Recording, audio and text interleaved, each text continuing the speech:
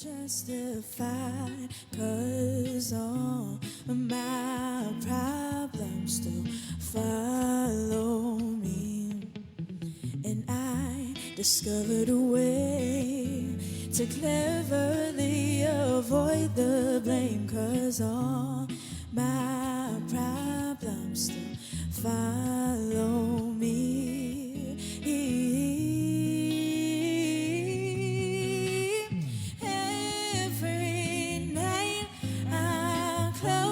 My eyes and all my troubles fade, and every morning when I rise, I'm just sleeping in this bed I made.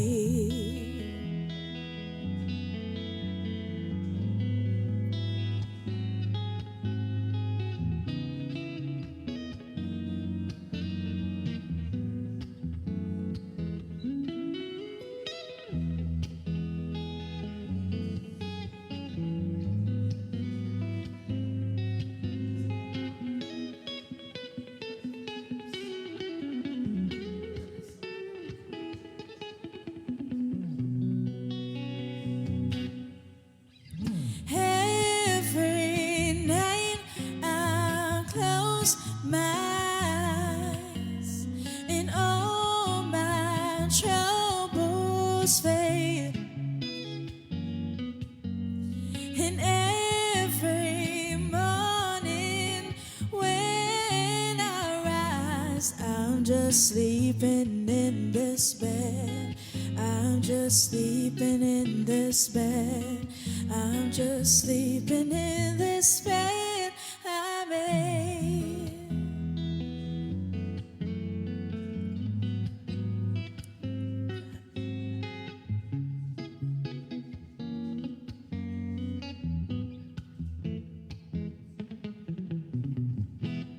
The link, here on Breeze 93.9 FM.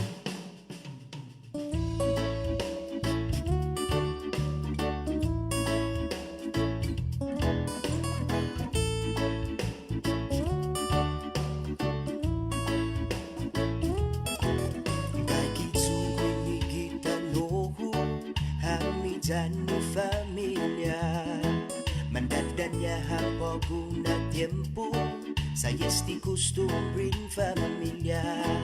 Sina no hugay gigi kusina, si tatogi hito. Idos teluhu di fiyon sa lahu, sama ni sisita at sudu. Ay namin naguf na tempo,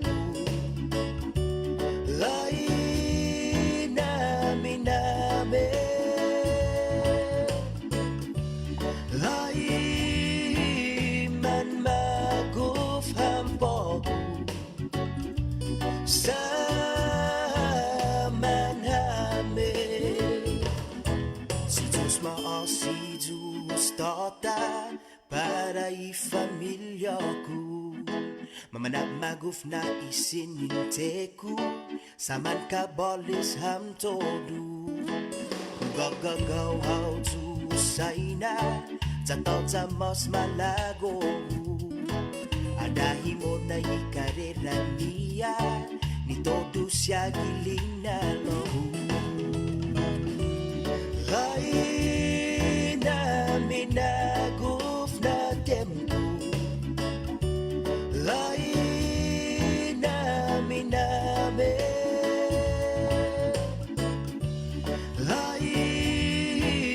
man maguf hambog sa manhamin.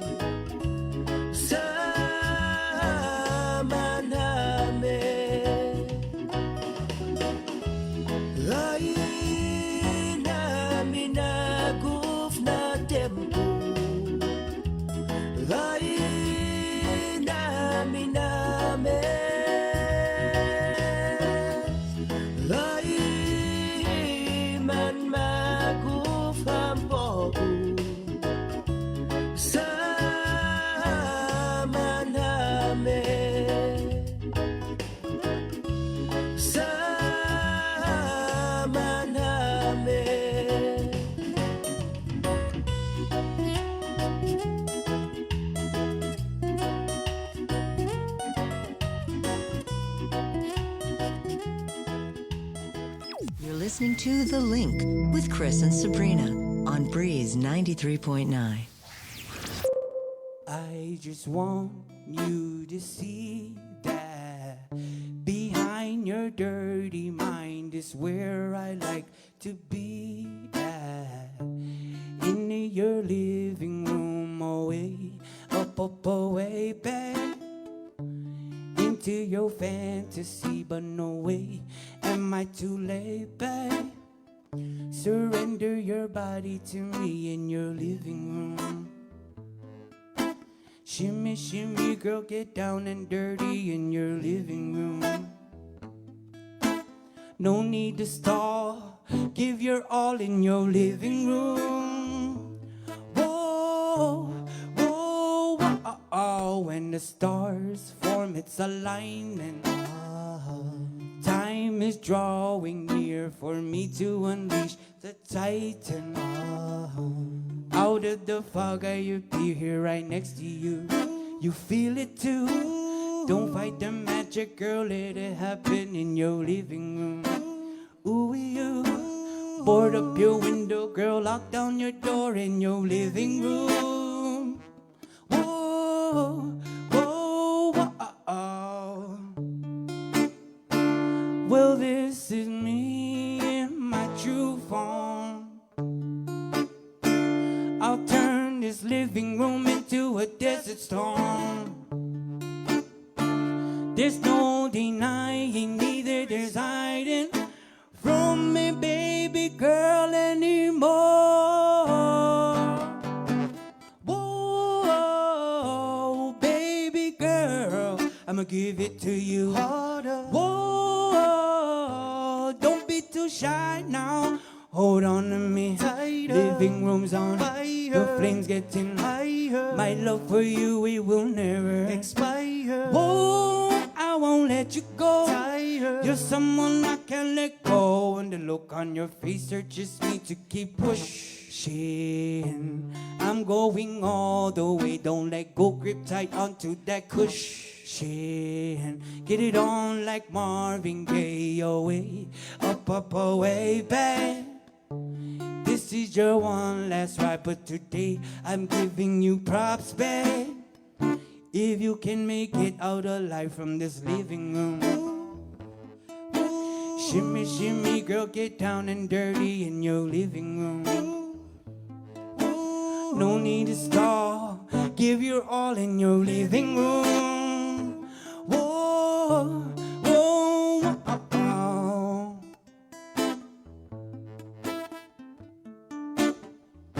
Harder, tighter, harder.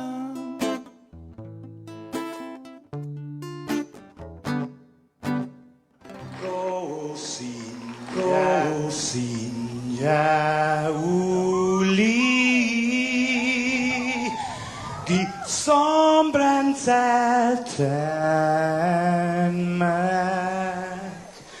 e zuita saluda antes di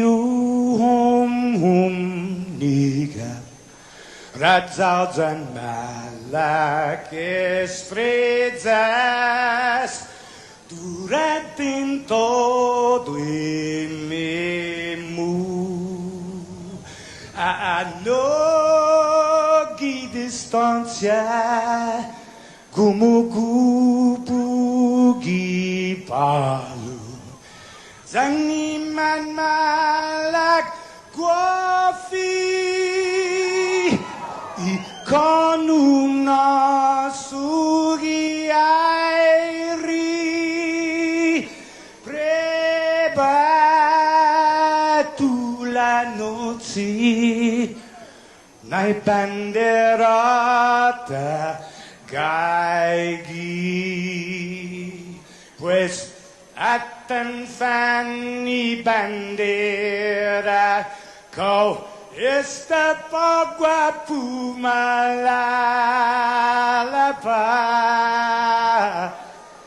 Giluk tanu man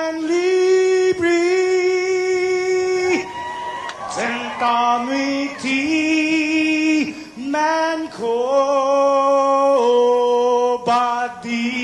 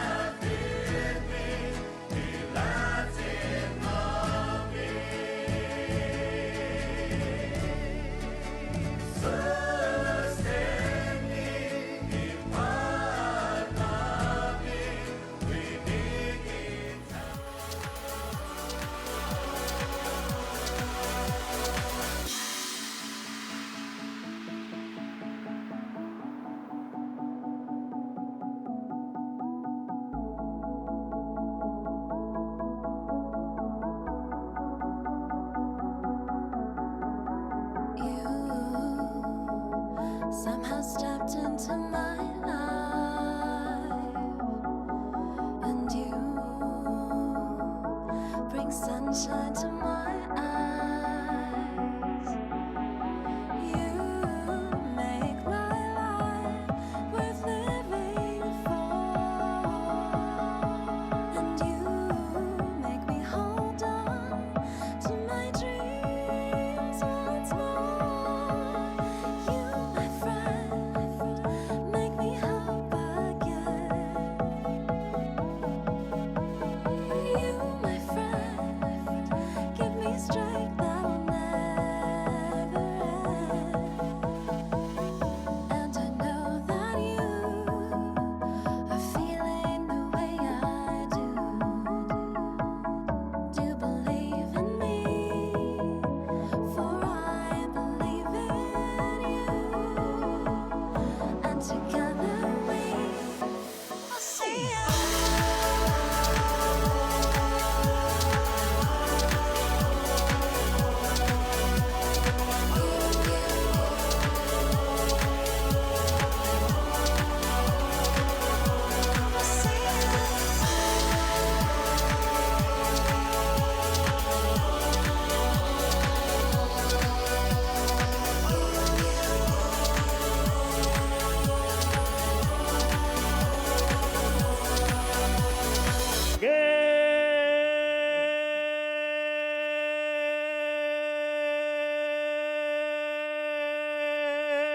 Good morning, Guam. Right on. Good morning, Sabrina. Good morning. Good morning, everyone.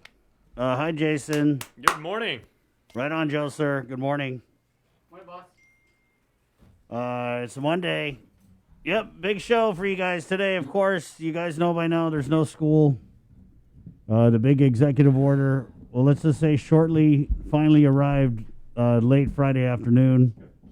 And what a process it was. Good morning, Bree. Good morning. So pre-K through 12th are not back in school Yep. for the foreseeable future. There was no date given as to how long this might last, right? No. No target. What, to aim well, for. well, what does the executive order actually say, Bree, relative to the closure of the schools? From what you read, from what you took away, there was no dates, No right? date, no. Was there like, it's going to be 2 weeks, or did they just No, say temporary? just temporarily suspended. Okay. There you go. Obvious impacts to you guys. I don't know. I support the decision. I feel like we just were at a point where the kids are unvaccinated, guys. If you look at the states, the pediatric hospitalizations, there's a serious spike. So of course we have to protect our kids. And there's just so much community spread that, of course it's going to bleed over into the schools, whether the kids are popping positive at the schools. I mean, but you got to remember the community works in the schools. DOE is one of the largest employers. So if you have community spread, obviously you're going to have it in the schools. And I mean, not just with GDOE, all the schools. We got very vulnerable conditions with these kids who, for a lot of them, are not able to receive the vaccine because of their age. I thought it was the right call to make. When the governor released her video, and apparently, judging from the overwhelming majority of comments and everything like that, a lot of people in the community agreed, and they were like, this is going to be a little tough. This is going to be hard. Now you've got all these specific edge cases that you have to deal with about parents might have to find someone to watch their kid now, but mostly everybody agreed that this was the right thing to do. So right, and they're in line with you. I mean, I'm not sure though, because the rest of the executive order and the restrictions, I don't know. It kind of we went very heavy on the schools, but then everything else is as is. So it's interesting that they've limited the social gatherings to was it 10 indoors vaccinated, 25 outdoor vaccinated only. If you are unvaccinated, you are not allowed to gather with anyone outside of your household. Do you mind if I ask you guys a question? Yeah. Okay, so you've got 3 little ones, Chris, in public school. Bree, you've got a little one in private school. Joser's got one of each in public and private and everything. How were the conversations that you guys had to have with your children as parents on Friday? They were like, it's about time. My kids were like, it's about time. Really? Yeah. Because, I mean, I don't know if it's because their dad's in the media and they hear everything, right? Bree? Well, for me, I mean, I'm pretty confident in our school management and our school leadership and keeping our kids safe. They've never given me a cause to really worry. So my son he just knows what he's supposed to do. It's so instilled in his mind that As long as the you know, Minecraft servers are up, he's good. wash your hands and they social distance. They have the separators, the plexiglass in the Right. classroom. So he already knows now. Just him being home.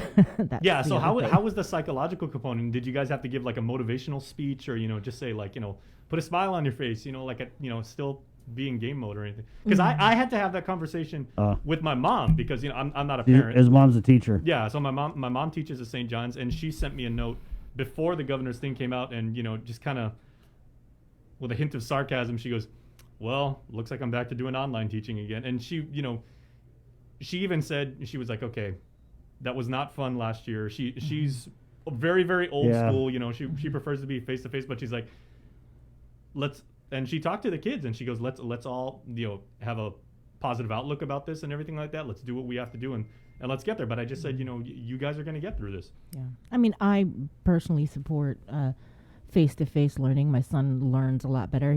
He was not doing so great in online learning, but there was definitely an improvement when he went back to face-to-face, and he went back to face-to-face last school year. So my conversation was, this doesn't mean you're going to be doing, PlayStation and going to school at the Yeah. same time. Yeah. It means you go to school. So. You can say, remember that ring light that Uncle Jason gave you last year? You got to break that out again. Yeah. But Yeah. during the virtual input session, there Saturday. were students that commented, especially high school students that didn't want to, go into face to face. And a lot of the high school students are vaccinated. Yeah. And there was questions about sports. So John is looking into all of that, and it was so funny because he was mentioning how his kids aren't even talking to him.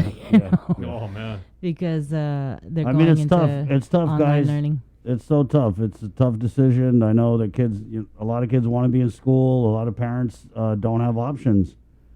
Parents are working. What are they going to do with their kids? Yeah. And also the other thing that was brought up during that virtual input session is, how are we going to address our students with special needs? Right. And so I believe they were supposed to have a meeting on the weekend. Now I didn't watch the whole thing. I was kind of like in and out, but you being the rock star reporter that you are, I'm I sure didn't you, watch the whole No. thing. At any point, did anybody, either parents or students or administrators, was it any contentious? Did anybody get like really, really into it? Because when the parts that I watched, it was very productive, and it seemed like the dialogue was a good exchange. It was very productive. I mean, there were just some questions. There was one woman who had asked, why don't we just take the 2 weeks off, especially if we're going to take a week off to kind of figure out how we're going to get the laptops and everything That's to actually students. a really good idea. And I then mean, when you go into school next week, it's Tuesday, and we don't know how long it's going to be, but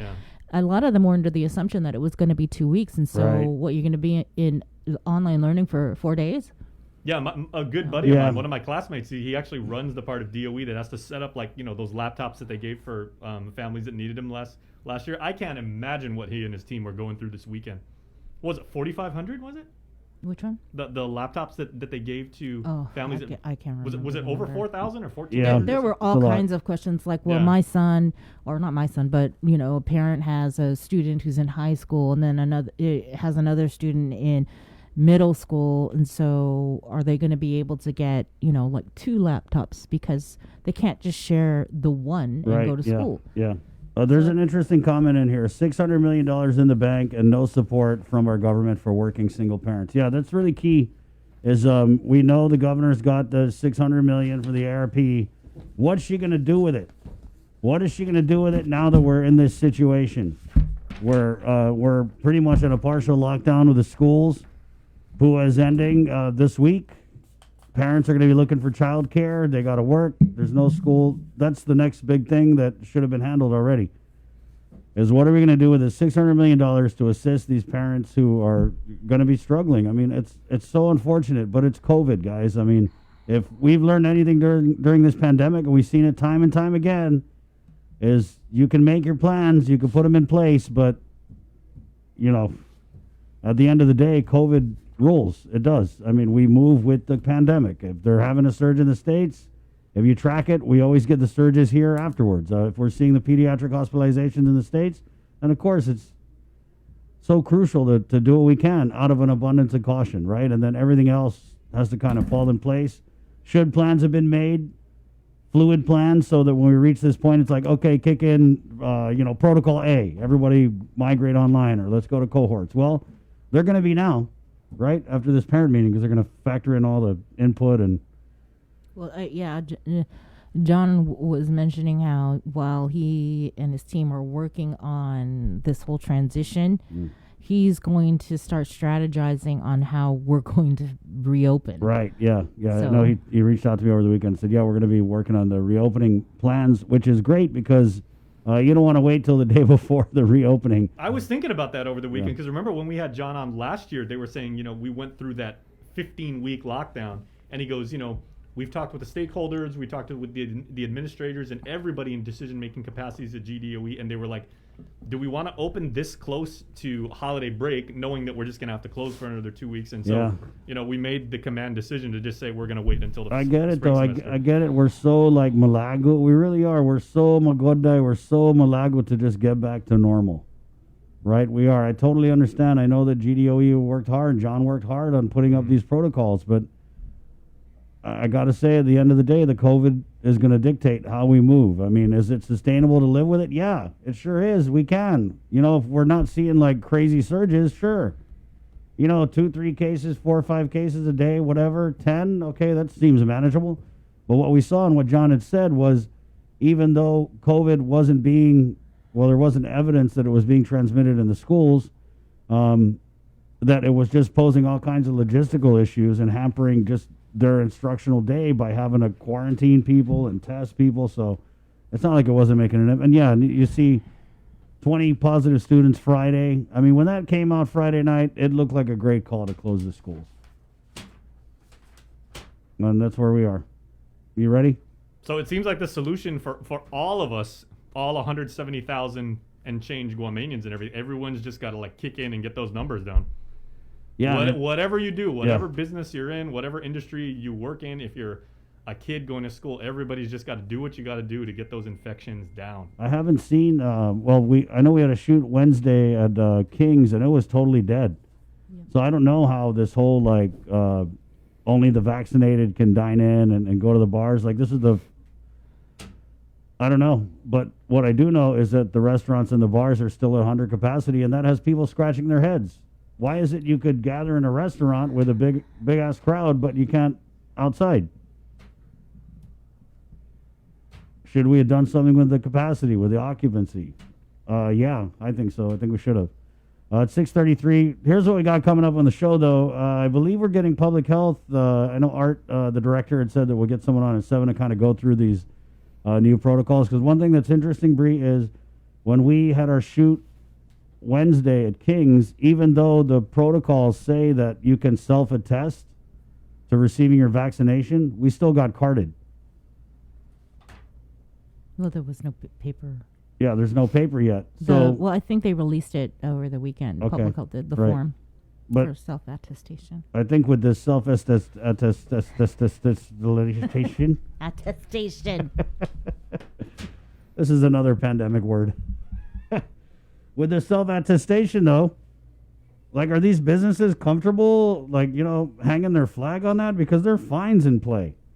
And so when we had Rich Hart, the guy who does, Rich Hart, right? Hart? Yeah. Hart, no? Hart, yeah, Rich Hart. Yeah, does the pyology and all that. We did the interview, I wrote the story, and he was basically like, hey, when you show up, just present your vaccination card. So even though you can self-attest, are a lot of these businesses trying to just cover their ass by checking your vax card? Because you could self-attest and you could be lying, and then they go in and everyone, public health does a card check, and then all of a sudden this business is on the hook for a big ass fine. Right? So are they going to do their due diligence and card everyone, or are they just going to take your word for it? Because at the end of the day, they're liable. I don't know. We'll find out hopefully this morning with public health. There's also, we're getting, We got work week weather on Monday. We'll talk to the mayors. We're getting a bunch of school people in. We put out the ask to the superintendent, of course, again, maybe to just kind of recap everything that's going to happen over the next couple weeks. Tony Diaz Catholic Schools, we're getting Harvest Christian. Father Duenas this morning, also trying to get Guahan Academy Charter School. We'll talk to Mark Scott of the Guam Guard. And from American Medical Center, where they are seeing a surge in positive testing symptomatic patients who are vaccinated. Dr. Ho Wen will make an appearance again on the show this morning. We're still trying to figure out like what our working relationship is going to be with the new PAG. We had a very good one with Dr. Hoa, because remember, these meetings are not open to the public. For whatever reason, we're a year and a half knee deep into this pandemic, and you still can't figure out what the hell they say in these PAG meetings. So I'm grateful that we were able to have this great relationship with Dr. Ho, where he'd come on and he'd speak to the public, because the public deserves that. I don't know if we're going to have that with this new PAG, which is being led by Dr. Mike Cruz. I don't know if we've ever had him on. I don't. I don't think we never had him on, right? And we've asked several times and never got a response. So, guys, as always, we're going to do our damnedest to get you the people who are calling the shots on here so they can answer the questions. Well, even in the governor's speech, I didn't hear her say that it was in consultation with her physician's advisory group. It was in consultation with her state surgeon, which is Dr. Cruz. Right, yeah, and stakeholders and a bunch of people. But we'll get over the timeline. We'll talk about how it all developed on Friday afternoon coming up on the show. But first, let's go ahead and get into the news now with the very latest on a Monday morning right here on The Link, brought to you by Pacific Points. Sabrina Salas Matanani, good morning. Off it, everybody. The governor's new executive order goes into effect at 8 o'clock this morning. She suspended in-person learning in both public and private schools serving pre-K through 12, as well as announced new limits on social gatherings, 10 indoors for vaccinated and 25 outdoors for vaccinated. Nestor Lecanto will have more on that new EO in a moment, but first, the latest numbers from the Joint Information Center. As of Friday night, Guam has recorded 372 new cases of COVID out of a total of 3,451 tests performed. More results from testing over the weekend will be released by the JIC tonight. Also, as of Sunday night, a total of 29 people were hospitalized for COVID. 3 people were in ICU. Of the 29 hospitalizations, 18 patients were unvaccinated, while 11 are vaccinated. Also, since Friday night, GDOE announced 40 additional students tested positive for COVID and 8 employees. The Archdiocese also announcing a total of 7 more students tested positive. The total number of GDOE students who've contracted COVID is 109. Catholic schools, 30.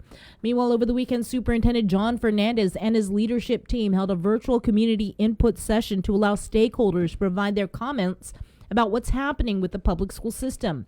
The governor again has ordered all schools to cease face-to-face instruction. Here's more now from that virtual input session. We'll go to one of the questions in the chat. Why don't we go back to cohorts? Yeah, I did discuss that with the governor. That was our preferred option, and I know that we had been looking at, in the event that we need to make a change, cohorts would be, and we had been working with the schools to prepare them for that eventuality. The governor has informed me that because of what they're seeing on the healthcare side, because of the increases and again, I think the term, this is going to get better before it gets worse. She likened it to an infection that needed to be treated, and that we needed to address it urgently and at once to really stem that and stop that infection, and that suspending in-person learning, in her judgment, would be more effective than taking half measures, which is what we were requesting in terms of the cohorts. Now, again, I said we're going to be working on transitioning in accordance with the executive order, but I'm already turning my mind towards setting up our request for reopening based on as soon as we get to a safer position. My comments to my conversation with the governor and lieutenant governor have always been to prioritize schools for opening versus the rest of the community, because people who work need their kids to have the opportunity to go to school. And if we're going to reopen the rest of the island, schools have to be able to open safely. Unfortunately, we've seen the schools do a good job of containing and responding to positive cases, but what's out there in the community is much larger and threatening to overwhelm our efforts. Thank you. Thank you.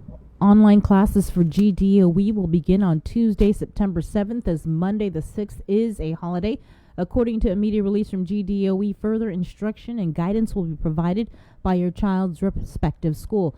In addition to in-person classes being suspended, there will also be a suspension of interscholastic sports competitions and practices. Fernandez told the more than 300 people participating in the virtual session that while he and his team work on the transition from in-person to online instruction, he will also focus on what GDOE needs to do to strategize in order to get schools reopened as soon as the community is in a safer position. As for those of you with children who attend Catholic schools, the Archdiocese has announced schedules for Catholic schools to return to online learning. You can find the schedule right now on our app. As for thousands of parents who have waited in line for their pandemic EBT cards, this includes GDOE and Dodea Parents. Public Health has released the schedule of when the payments will be loaded. The first issuance for Dodea is September 11th at $334.74. For GDOE, the first issuance is the same day, but for $422.41. With more news now, here is Tyler Mazzanani. This news update is brought to you by Pacific Points. Do more, get more. Buenos and half a day, everyone. I'm Tyler Mazzanani with your headlines here on The Link. Face-to-face classes will shut down effective today, and further restrictions will be imposed on social gatherings. As expected, Governor Lou Leon Guerrero has modified her executive order again. Nestor Lecanto has more. The governor made the much-anticipated announcement on her Facebook page this afternoon. For the last several hours, I once again reviewed the latest data concerning our COVID-19 cases and met with advisors.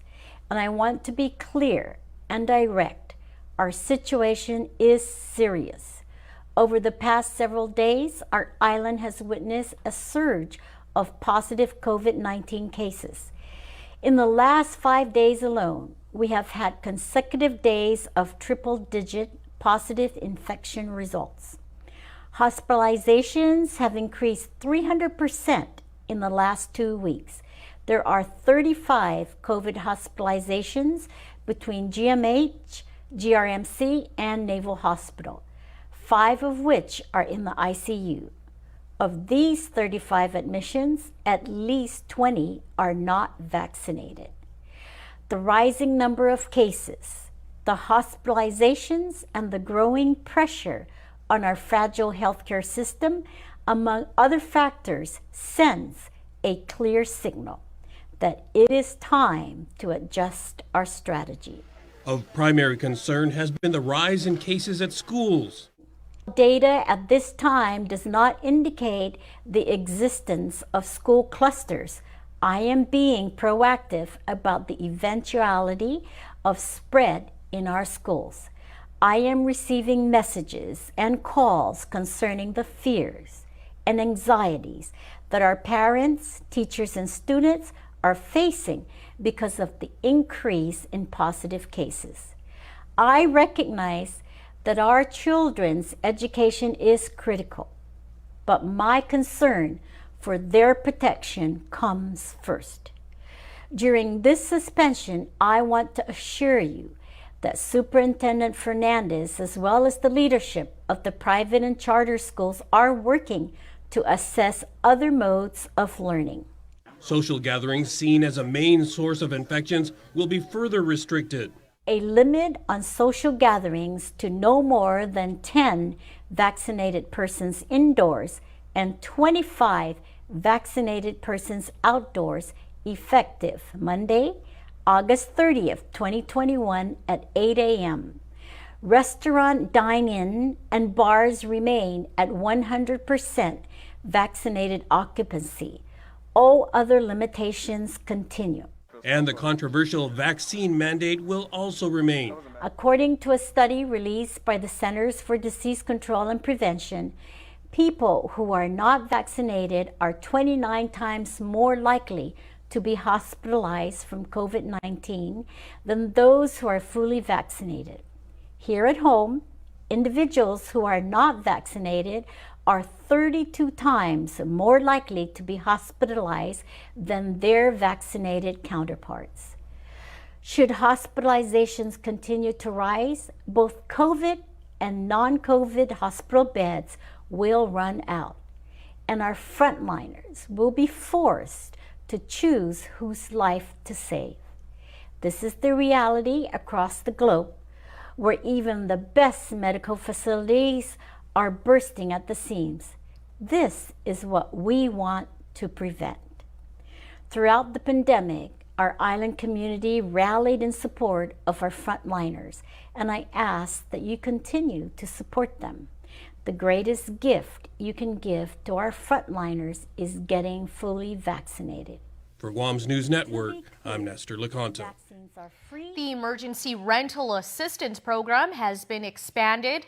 Department of Administration Deputy Director Bernie Guinness says Cycle 3 will start September 6th with a few new expenses covered.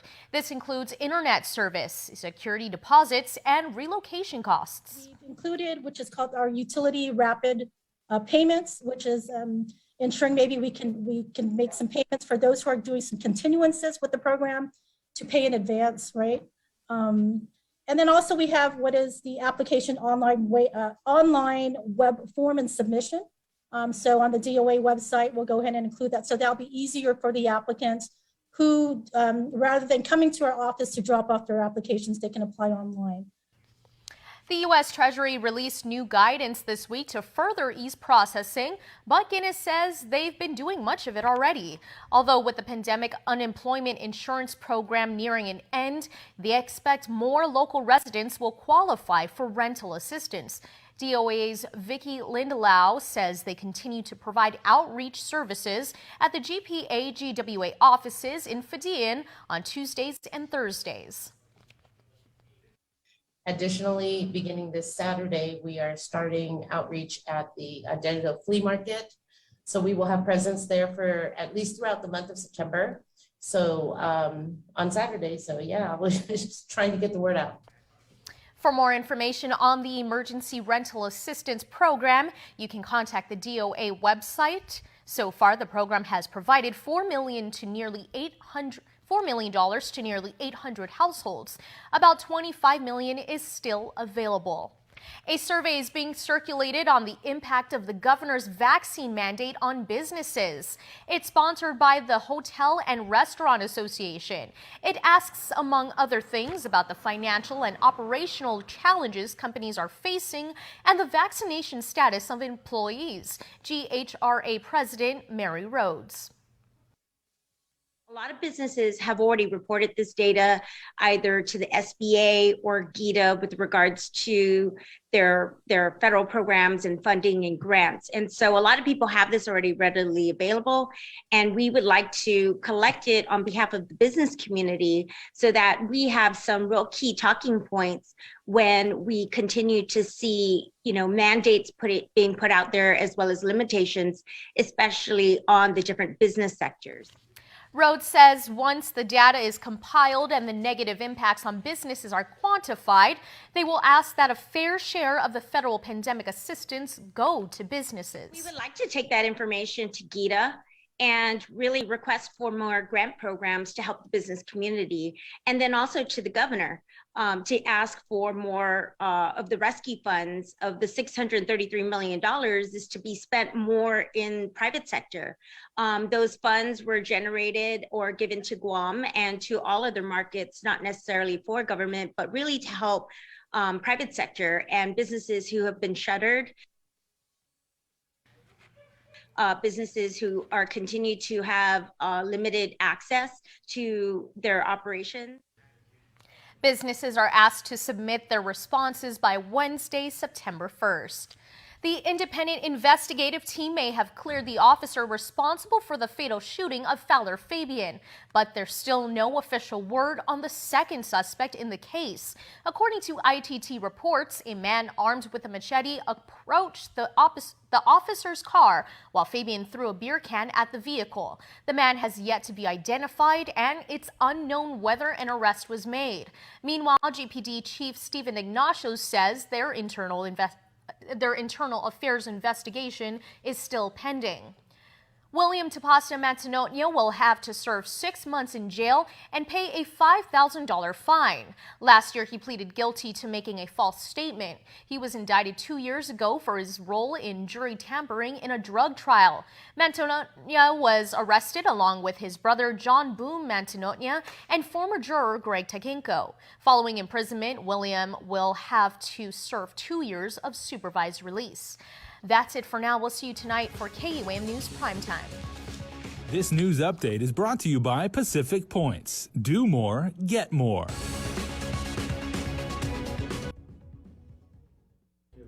U.S. Navy Corpsman Max Soviak died in the Kabul airport attack that killed 13 U.S. service members last Thursday. Soviak was killed amid the bombings at Hamid Karzai International Airport. Soviak briefly served on Guam, and his impact on the community is being felt. An avid athlete, Soviak competed in Summit in 2019 and shared his love of grappling with many in the community. The attack was the deadliest day for American forces in Afghanistan since August 2011. Soviak graduated from high school in Ohio in 2017. The clock is ticking for senators to pass the fiscal year 2022 budget. By law, it must be passed and sent over to the governor by August 31st, which is tomorrow. During debate on the budget Saturday night, however, an amendment was introduced by Senator James Moylan to delay the September 1st implementation of the increase of the minimum wage. Here's more on the floor from the debate. This amendment is asking for us to consider a 6 months instead of September to extend the minimum wage increase of 50 cents until March. Mr. Chairman, I kindly request my colleagues' support as we get through this next variance and the executive orders and get better help, but please help the businesses survive so we can continue to hire and build our economy as well to get our island back on its feet. But I do understand. I've spoken to quite a few businesses, and they said, Joe, it's going to be rough. I said, I understand, but you knew it was coming. Sure, the pandemic came. I don't question that. Sure. But you know what? It's also been mentioned and said in the news that this administration is going to help the businesses. So I put that burden on the help for the businesses to the administration, not on us. Because they're not offering to help the employees. There's no unemployment insurance on Guam to help them. But there is financial assistance available in the administration. The amendment is to read on the last line where it says effective March 2022, replace March with December 1st, 2021. We are aware that now GIDA has a program to assist the businesses. So if we can make it equitable and still ensure that we can come to a compromise in some kind of medium where it's amenable to everyone, if it is. Yeah, if not, you're welcome to vote no. It's a delay under extreme circumstances on top of a delay, an extreme delay in getting them their rise payments, on top of delay in getting them their tax refunds. It's delay after delay that really exacerbates their ability to work and take care of their families, as opposed to simply trying to live on public assistance.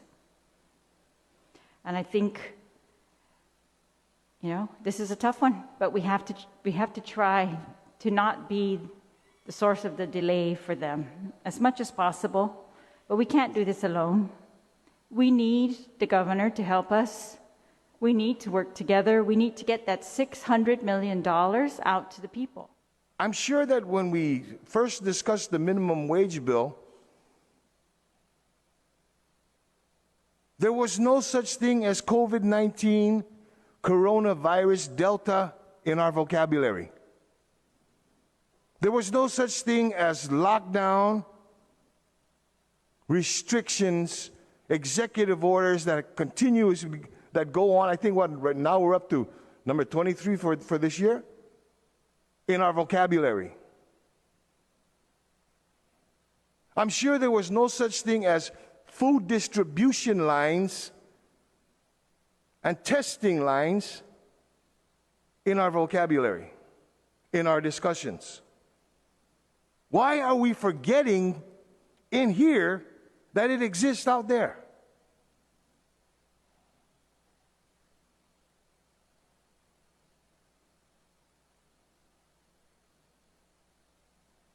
Colleagues, please.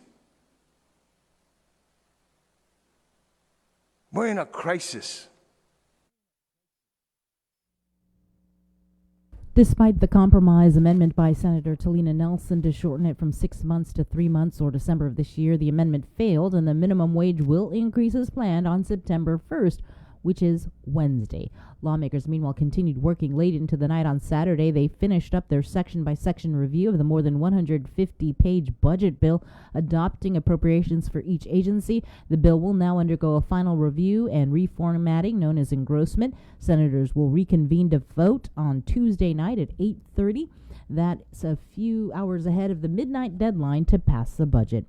With your news now in Chamorro, here is Kin Concepcion.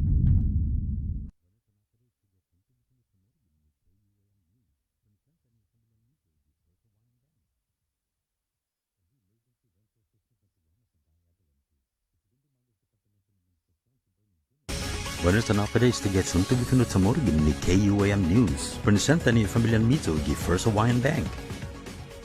Adi emergency rental assistance na programa sa Gaya Adalantu. Segundo mangas Departamento ng Administrasyon si Bernie Guinness, asangan na minadres na cycle sa humatutong gadiat sa 6 September sa kinubri menos siya no 9 na gasto. Igasto sa sumano internet na serbisyo, security deposit siya, dyan gastong tinalaikan residente. US Treasury sa may-release na ibo na inas gayon para ST pago na semana. Pero mas libiano yan nanaw niya ST. Doon niya si Guinness na ST Departamento ng Administrasyon matututuhon palo siya gui. Masya hasta para ufak po pandemic unemployment assistance na programa. Mananaga mas siya tautin ni mangkwalifika para ST na programa ni Nadzudo ni Atkilon. Sa Vikid din daw gina Departamento ng Administrasyon Loki sa asangan mag-continue managwahan ng outreach na serbisyo. Kada Martes dan Webes gigwang Power Authority sa nagwang Water Works na ahensya giza FEDIAN. Para mas informasyon para Emergency Rental Assistance na programa, ano pa rin na website DOA. Por todo esta, 4 milyon pesos na salapi para 800 na household magasta. Kasi 25 milyon pesos tetinan. Mas artikulo, maapreba ni todo membro ni Board Guam Port Authority i-budget para adyo na ahensya para fiscal year 2022. Ano man meeting Webes kimapos na semana. Ima-apreba na operating budget sa kana 47 milyon pesos. No kasi lamita milyon pesos menos kung na imapos na sakan na budget. Irinabahan ni budget sa pudi Administrasyon Leon Guerrero Tenorio ni masoda empenyo ni para mautod gaston operations ang process siya. Sumilong din administrasyon ni maga si Port si Rory Respicio. Asangan naman mago siya ni resulto ninsa niya audit. Di mapos na 2 anyos na tempo. Ni mafananan low-risk audit. Manmago siya ni Zonia bond rating sa humudang gini negatibo, este mapupulan mas, tati gini negatibo, pues lusot tumus gi positibo. Di ba sa sunto, Guam Community College sa ni University of Guam sa profan mababa entry todo di post-secondary na leksyon. Todi dos eskwela sa SMP makontinuya debi mas yung manasetbi, numasya hazi para halong gi campus, debi lekod yung mafagasi kanay niya, so mapraktiko din instansyon sosyal, so mas kapag siya din na niya alinazan. Estudyante siya naman inafekta po din nito elementaryo sa ni secondary na eskwela, ni nasisita adzudo, sa man mabibiso, no fanhano gato gi maestro pa maestra niya, pero masanganin ni problema niya. Asunto gin ni Korti, pero sabi sa 8 meses gi preso sa para pasi 5 na minita si William Tapas naman tanong niya. Apil ko'y guilty gimapos na sakan, pagdadagi otoridad polisiya, Mandag 2 anos na tempo tipo jury tampering yun kausan kananta di sa bineno. Mareste si Mantono niya dan rin sa dunya John Boom Mantono niya. Jan ginin juror Greg Taikenko. Gidespues ay malangnos gipreso si William Antononia. Debiu set bi 2 anyos na supervised release. Yuto mo na sunto gifinut sa moro gin ni KUAM para pago na Lunes, segundo presidente Kamala Harris sa sumugo ang ratu ginigit sa Guahan. Mamasangan ni KUM na Air Force 2 na Batconary, luman gi Anderson Air Force Base gi kasya la 1:30 gi agan business.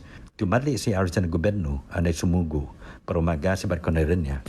Según si Crystal Paco San Agustin, Communications Director para Adelup, ma-expresa no White House para makomiti siya para oportunidad gi manmamela na tempo siya para mabisita mga giguahan. Para Guam News Network, Guam si Ken Concepcion. Yasuto gifinut sa moro sa presenta sa ninafatto ni Familiang Mizo gi First Hawaiian Bank.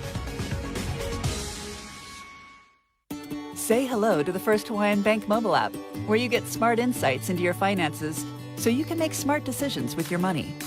With a daily personalized feed, you can compare your monthly income to spending. That's better. Discover where your money is actually going. You might be surprised. See what's essential and what isn't. The more you use the app, the smarter it gets.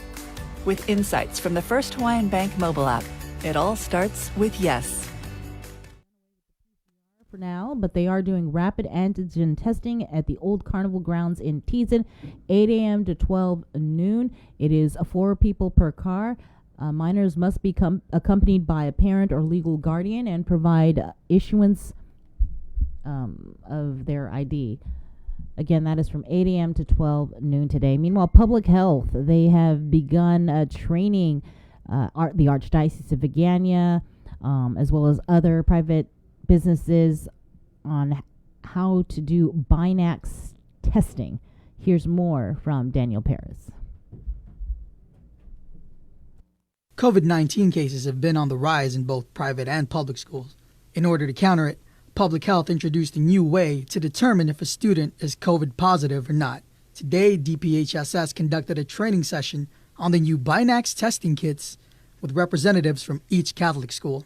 Public Information Officer Janella Carrera. They went into the portion of training the Catholic school representatives on how to administer Binax tests. And the Binax test is the one that would give you results within 15 minutes. Usually the way it works is there's a card, the size of a credit card, and there's a swab that goes through the shallow part of your nostril. You turn it about 5 times into the shallow part of your nostril.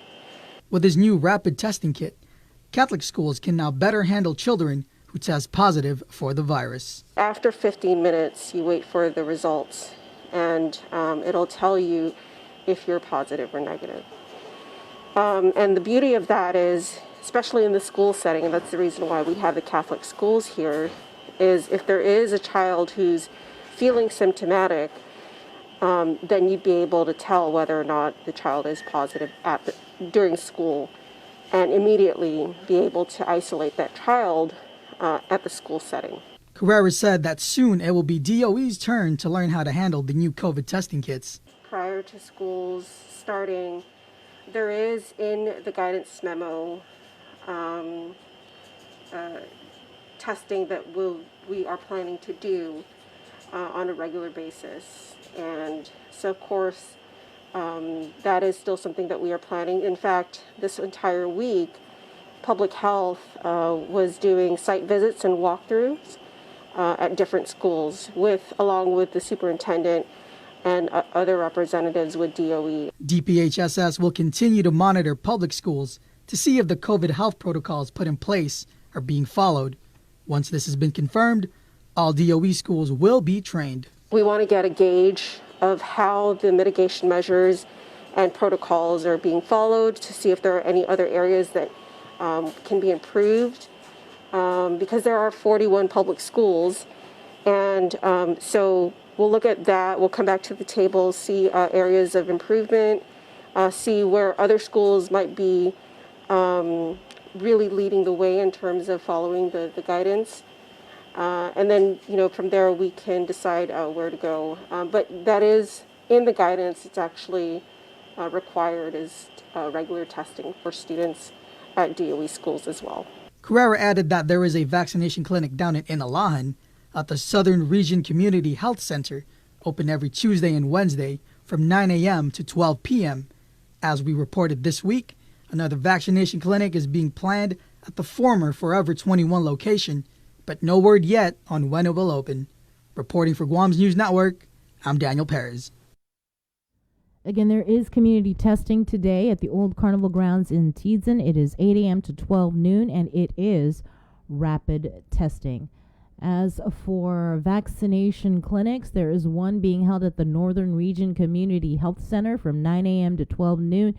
Also at the Micronesia Mall, second floor, that is from 11 a.m. to 6 p.m. Now, since the government mandate requiring residents to be vaccinated or to show a negative COVID result, the island has been divided. UFC fighter Rocky Martinez sit down with KUAM to speak about it. Once again, here's Daniel Perez.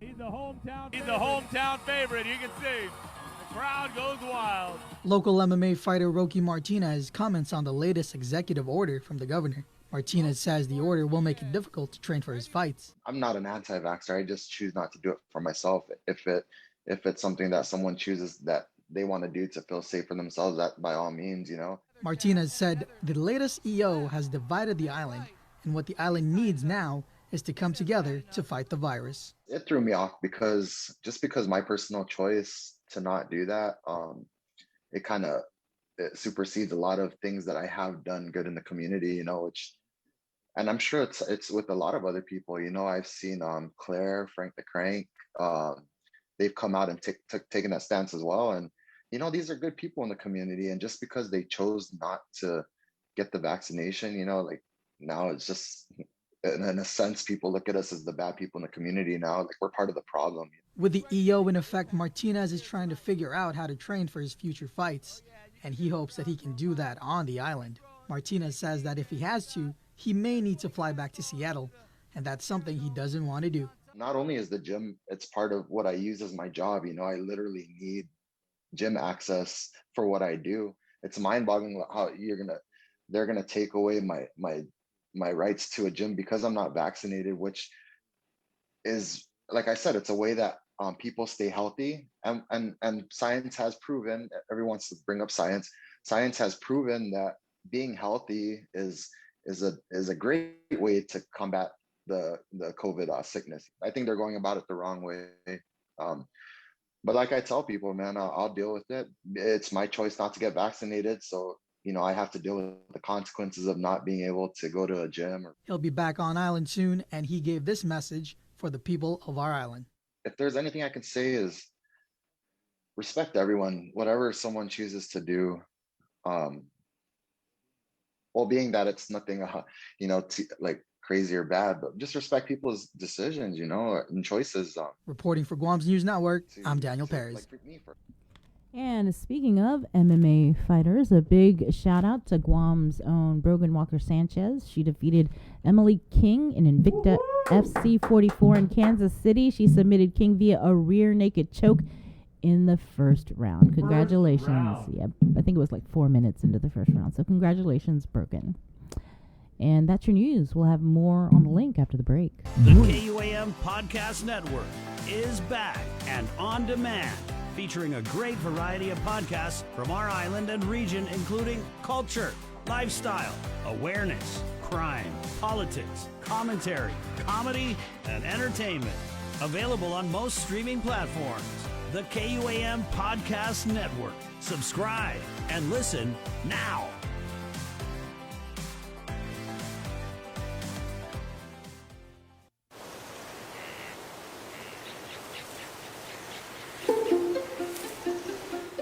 Guam was once home to over 12 native species of forest birds, each with their own unique sound, color, and role to play in our ecosystem. However, the arrival of the brown tree snake has threatened their existence. Today, only 3 of these species still exist in the wild. But what was once lost can be restored. Join the Department of Agriculture's efforts to restore our ecosystem. It is only through partnerships with various organizations and the community that we can give our native birds a future.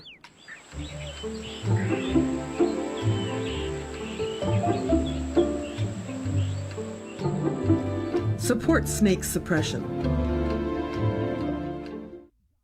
The relationship between Guam and Manila, Philippines is undeniable as we share similar cultural traditions, history, and heritage. With generations of Filipinos calling Guam home, KUAM presents a monthly look at the capital city featuring in-depth and engaging interviews on everything from medical tourism to new business and government leaders. Veteran newscaster Nestor Lecanto delivers Beyond Our Borders. This special program is brought to you by KFC and the Medical City, where patients are partners.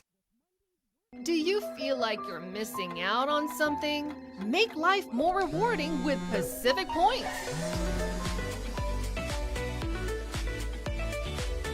Earn and redeem points for bill rebates and free load at IT&E, discounts on fuel at Shell, vouchers at Foodies, and United Mileage Plus miles. You can even pay with Pacific Points at IT&E, Shell, and Foodies. Pacific Points. Do more, get more. Get the job done the right way by getting the right stuff at East West Rental Center. With years of experience helping builders, we definitely got what you need. Call 646-1463 or visit us in Upper Tumon. Open Monday to Saturday from 7 a.m. to 5 p.m. and on Sundays from 8 a.m. to 5 p.m. GU Self-Storage, conveniently located near the Harmon McDonald's, offers fully covered loading and unloading area with individual pin-coded gate and door access. Call us today at 648-7867 for more information. KUAM TV has been on the air for 65 years.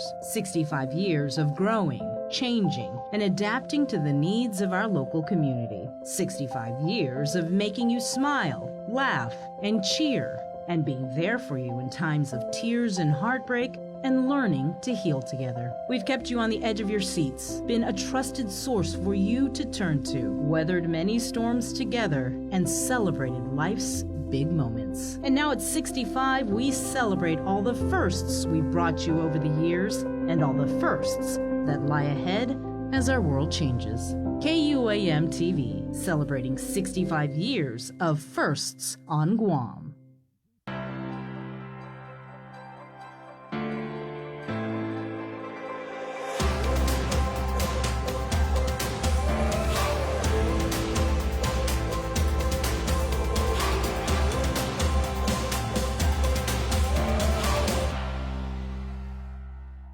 After a year with so many games and events delayed or unplayed, the world is ready for anything and everything in the world of sports. KUAM Communications is ready with more games, more championships, and more specials that are guaranteed to bring out the fan in you. Don't miss a minute of gameplay from NBC on KUAM TV 8 or from CBS on KUAM TV 11. Every month, we'll bring you the action and excitement. Brought to you locally by Michelob Ultra, Superior Light Beer, Marianas Irrigation and Landscape, and Docomo Pacific. Just more great reasons to tune in and turn on so you'll fall in love with TV again with the best from KUAM Communications.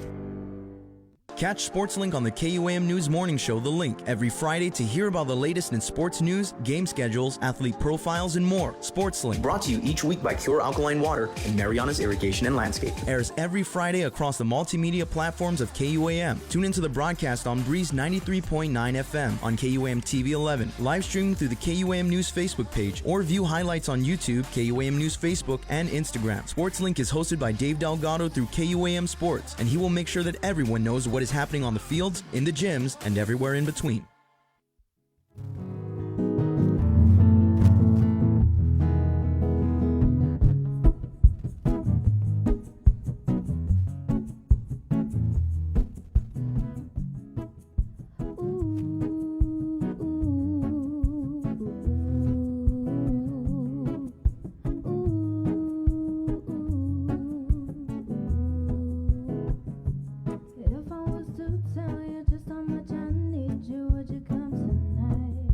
Good morning.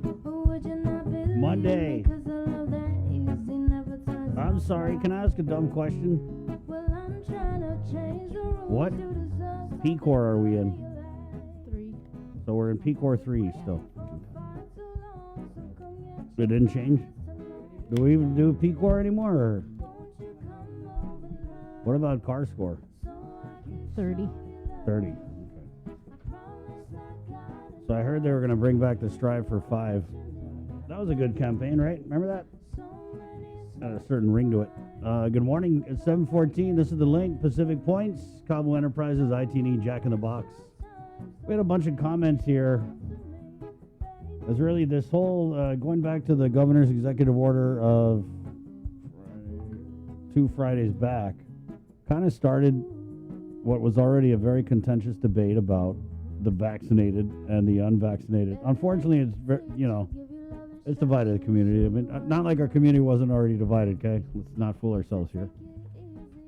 But comments in, guys. Mary Cruz comments, it amazes me that the governor will shut down the schools completely, but won't shut down or even decrease capacity at bars and restaurants, vaccinated or not.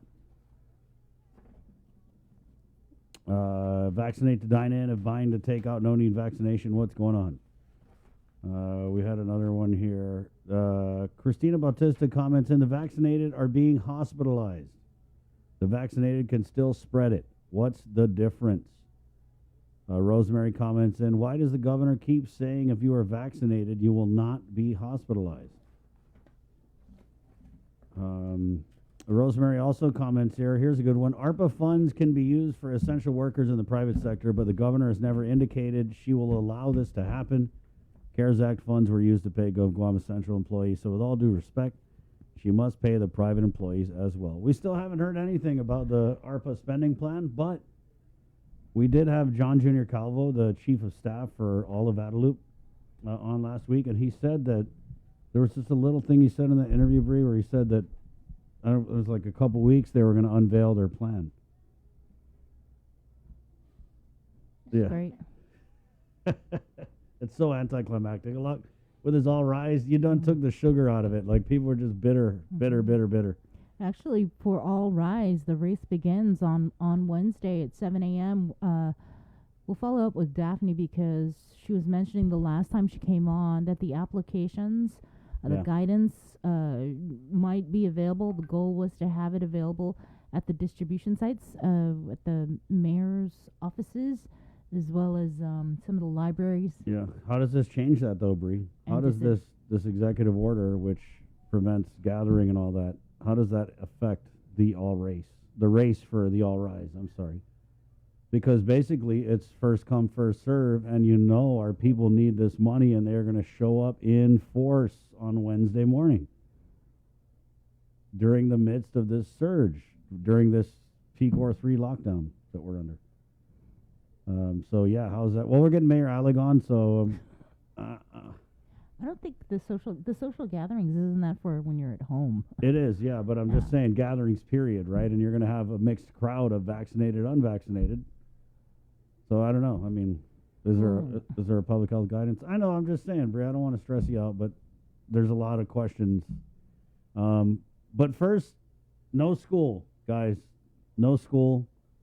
In person. In person, face to face. Well, it depends for different school organizations. Like, for example, GDOE, they're doing staff development all week, I think, right? And trying to figure out how they're going to, migrate and get the computers and the MiFis and all of that to the kids. But there are some schools that actually are able to transition today. Quickly, yeah. Right. And I mean, to be fair, it's like GDOE's got, tens of thousands of students, and you can't just like flip a switch. Oh, everybody, we're all online. Mm-hmm. I mean, you can do something, but they're figuring it out. So they're going to take a week, figure out all the logistics. I don't know. We'll ask superintendent to come on, and then this week I'm pretty sure we're going to hear from him a lot to figure this thing out. Bree's right. Some schools are starting up as soon as today, right? Mm-hmm.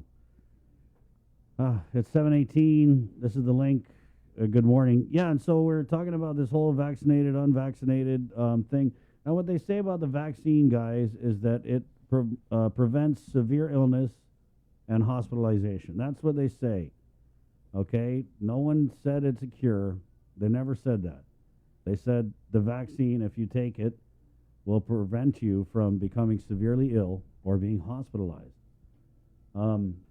And that's what they said. And we are seeing vaccinated people in the hospital. Like right now, the stats I'm looking at from the JIC right here, it says 18 unvaccinated, 11 vaccinated. To me, that's not like a really crazy difference. You know what I mean? It's basically like 20 to 10. But I mean, if you read a lot of the articles, it's saying that even when the vaccinated people do go into the hospital, they fare much better than the unvaccinated. But the point, I get it, guys, is that, like, should our restrictions be more for everybody and targeting the unvaccinated less if we are seeing these vaccinated hospitalizations, right? And I think that's where it kind of gets muddy for a lot of people, is when we turn it into absolutes, right? Does the vaccine work? Some people will say, oh, no, it doesn't, because you can still go in the hospital. But if you key in on what they said it would do, then I got to say it looks like it's doing that, even if we do have vaccinated people in the hospital. Because if you look at the number of positives we had over the last 4 weeks, if the vaccines weren't working in the way that they're supposed to be, we'd probably have like 200 people in the hospital right now. But what's key also, Bree, is this waning efficacy of the vaccine. So now the third shot is coming into play. And you require the third shot, they're saying, 8 months after you got your second one. Right, so they're planning on launching that, according to, I think it's the FDA, Right, September 20th. And when Dr. Cabrera was on, he was mentioning that we're going to be falling in line and following that September 20th. Right, yeah. But there's also the third shot for those that are immunocompromised and the right. elderly. Right, yeah. So, guys, I mean, to me, the point that, we should be making as we head into this new set of conditions in about 40 minutes. But, honestly, I went around this weekend and it kind of seemed like people were standing down on their own. Like, I mean, this is anecdotal, but First Beach and EPAN, usually Sundays, it's like packed. And it wasn't so packed yesterday.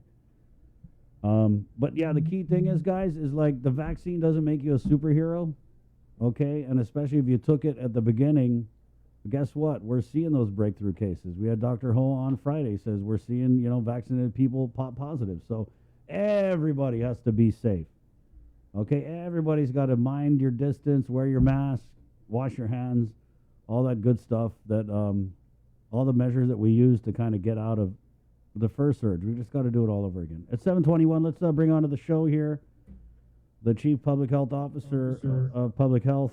Chima, there's an echo, guys. What do you do again?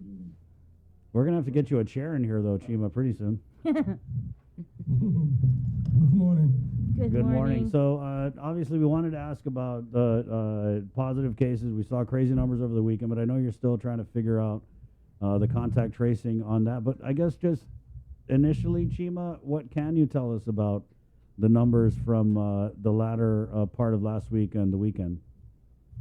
So, Chris, we have been seeing a slight jump from the cases we had around August 6th.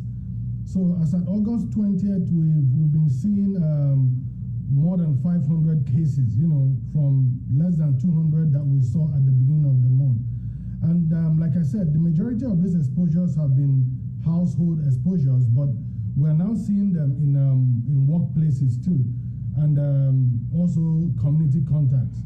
There's very few in the healthcare settings. We're seeing some onesies and twosies of cases in the hospital, and then we're also seeing a rise in the ICU numbers, which was reported by the JAKE, but we're also seeing that there's an increase in symptomatic cases last week. In the past 2 weeks, we're seeing an increase of up to 50 to 55%, 60% of symptomatic cases. But these are not really, like serious symptoms that are putting people in the hospital. These are like basic COVID symptoms that people are reporting, but we're actually taking account of that count, seeing what is going on in the past 1 month. And then the cases continues to rise too. We've seen cases rise in the past 2 weeks amongst the age group of 0 to 11, 18 to 39, and 40 to 59. Yeah, but higher on the unvaccinated is close to like 5 times higher than those that are vaccinated. Yeah, so that's what we're seeing now.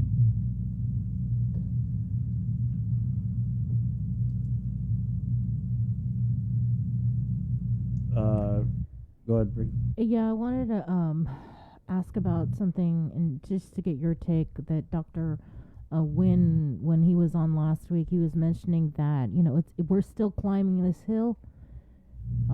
It's going to get worse for us before we actually get over that hill. So do you expect the numbers to just kind of increase again over the next couple of weeks? I mean, do you expect it to get a little worse? With the schools closing, that is one strategy that will make the cases not increase, because what we were seeing is that there was an increase in cases of the ineligible kids, from the homes, and they were going to school. Notwithstanding that we had that wonderful plan, to reopen schools, we are also cognizant of the fact that, some people might not adhere strictly to those guidance, and there could be a potential for spread.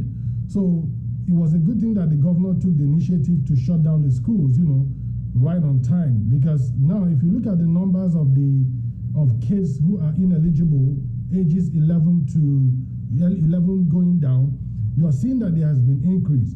And what this means is that for each of these kids, they go to school, and if there's any breach in these schools, definitely those other younger ones can take it back home, and then that will continue to increase the cases. But now, that group that is not eligible for vaccination has actually been taken out of the equation. So they're out of school. The potential gathering for that would increase spread, has been mitigated. So that is one downward trend. Also with the new EO, directing activities in such a way that we minimize, the level of occupancy in the restaurants and in enclosed environments, that would also help us get the numbers down. So I'm optimistic by the next 2 weeks we're going to see a downward trend. And if you look at the testing, our testing increased in the past 2 weeks to almost 500 a day at Tizen, and was tipping at almost 700 to 900 daily from other clinics and other testing facilities. As at Saturday, we actually tested 1,000, I think 1,003 or 1,005 people in one day, which means that people are actually coming out to know their status. But the good thing is that knowing your COVID status is one step. Following the non-pharmaceutical prevention measures that are put in place is another step.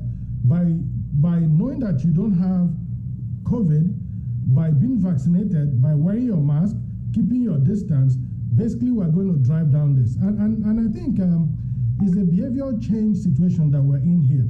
So, and it's so difficult to sustain behavioral change. I'm seeing people come out to say, oh, they are vaccinated people in the hospital. They are unvaccinated people in the hospital.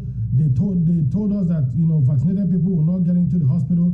I think if you listen, if you listen to this and also look at what we've been saying out there, you can see that from the beginning, the vaccine was never said to be a cure. It was a layer of prevention to keep people out of the hospital and also to make them not severely ill. So that's why if we're also looking at the symptoms. Like I mentioned to you, there has been an increase in symptoms, reported by individuals. But another thing I'm looking at is, this could be mild symptoms from other illnesses, but they are reported, which is okay because we are capturing it. To see the number of people who are reporting symptoms who don't end up in the hospital, showing that the vaccine is working. So I think everything is working in our favor. It's just we just need to have a little patience and be consistent with our behavioral change, and then we'll see the end of this. Shima, can you, we had a comment here, why have 100% capacity in certain businesses if you're trying to curb the spread? Could you kind of explain that for people? Because I guess in their mind they're thinking that, oh, we can only gather this many outside of a business, but we still got 100% capacity in the restaurants and the bars, where we know we've seen spread at the bars. So how do you explain that logic to people who kind of scratch their head at it? Okay, so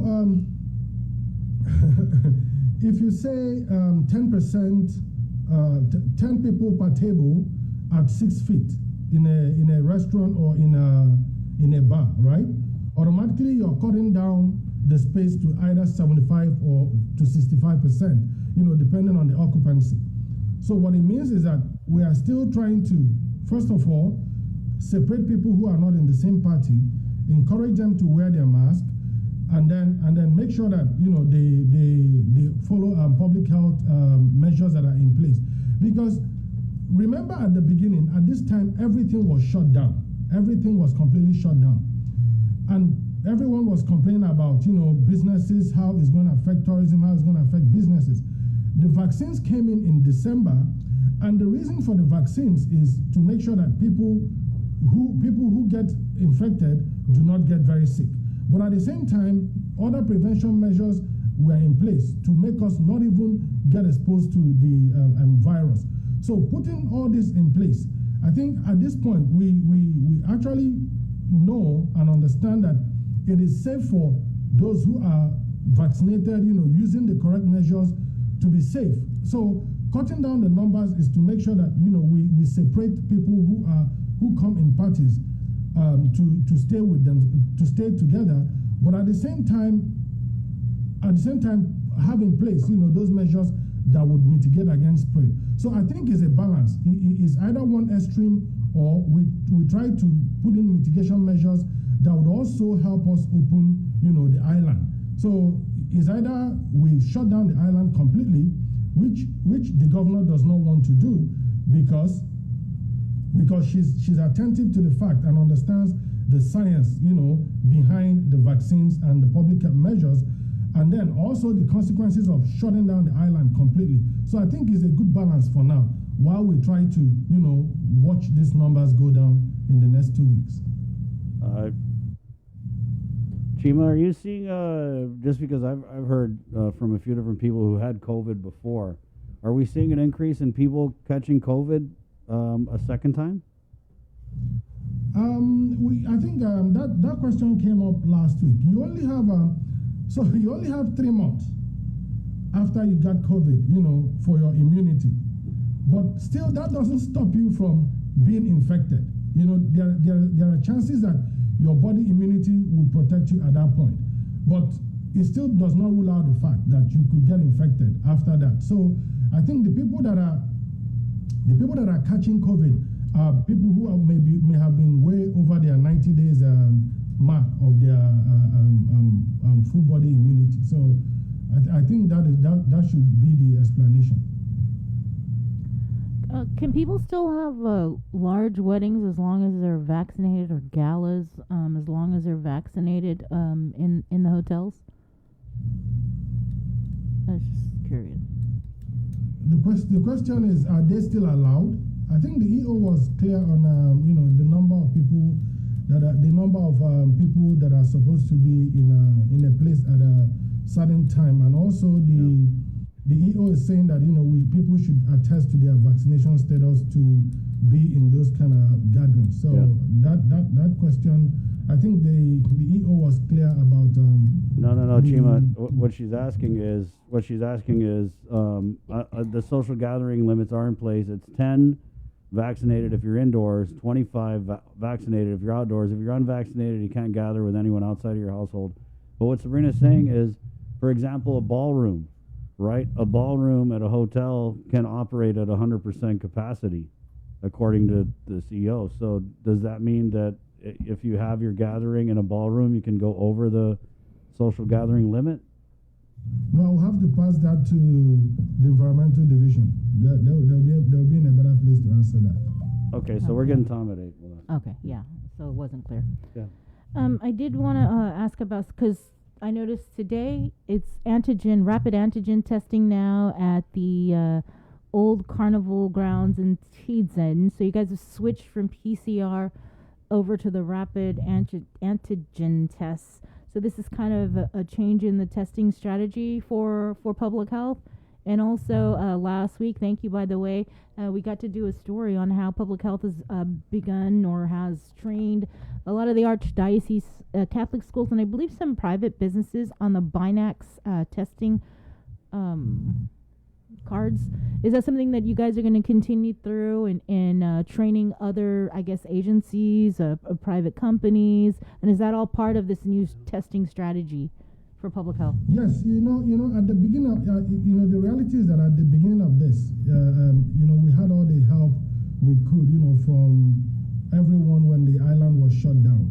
But now the island is open, and part of the plan was to have a manpower to increase the capacity of these organizations to do part of what public health can do. And that way, it's actually going to take off a lot of pressure from us, basically in terms of surveillance. Because the testing for the unvaccinated workers is a testing strategy that is targeted at surveillance. We just want to make sure that these individuals do not have COVID. And the way to do it is just to do the weekly testing. And we actually asked companies or entities who are interested in being trained, to be part of that. Because it's a lot easier if you have the safety officer in a company who is trained to do the 15 minutes test. You don't have to wait on public health or people coming to say, public health is not bringing out results on time. No, the challenge there is that we're testing 500 to 600 people every day. And part of these people are close contacts to positive cases. We have to do a PCR test. We have to make sure that we prioritize those ones because they are actually close contacts to positive cases. But for those who are doing the weekly surveillance, it's easy to have them do the Binax right there because they don't have any close contact to a positive case. So it's basically surveillance. So they can actually get their test in 15 minutes and walk away. But another challenge is that they are going to be lined up with people who are close contacts and stay in line for 2 hours or 1 hour because we have more than 500 people on the line. Yeah. At the same time, they have to also get their results. So we're encouraging entities, we're encouraging companies that can support that weekly testing to come to public health so that we can train them and give them the Binax for them to use in their organizations. Right. And I think that's a nice way to put it out there. And then for the testing strategy for this week, from August 9th to August 28th, we actually had a plan because we were noticing an increase in the number of cases we were having in the community. So we changed our testing strategy to actually capture everyone who comes out to get tested.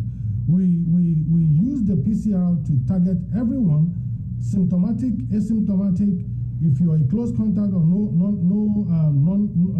non-close contact, we actually use that, within that period to do active case finding in the community. So we ended that strategy on the 28th, but we're still moving back to what we're doing. We're still continuing the daily testing, so we didn't stop our daily testing, but we're now focusing the PCR on the close contacts and symptomatic individuals.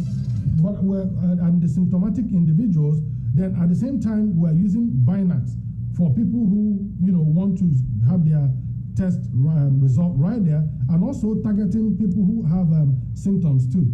So we test the symptomatic right there with Binax.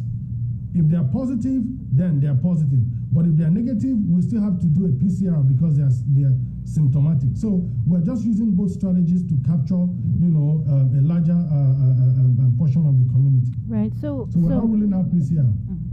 So the Binax testing, I know when we had Mary Rhodes on from GHRA last week, she said that the governor instructed public health to contact her because she had some ideas. GHRA had some ideas. I think it was back in December when they presented their rapid testing plan to public health. So it kind of sounds like you guys are kind of implementing this whole let's train the private sector on how to do these Binax testing. Is that kind of where you guys are heading? Are you guys going to partner with GHRA because they have all these test kits as well?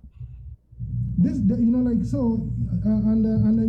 why coming to you guys, I was told this morning, less than 30 minutes ago, to come on the show, And I was glad to come here because you guys give us the opportunity to say this.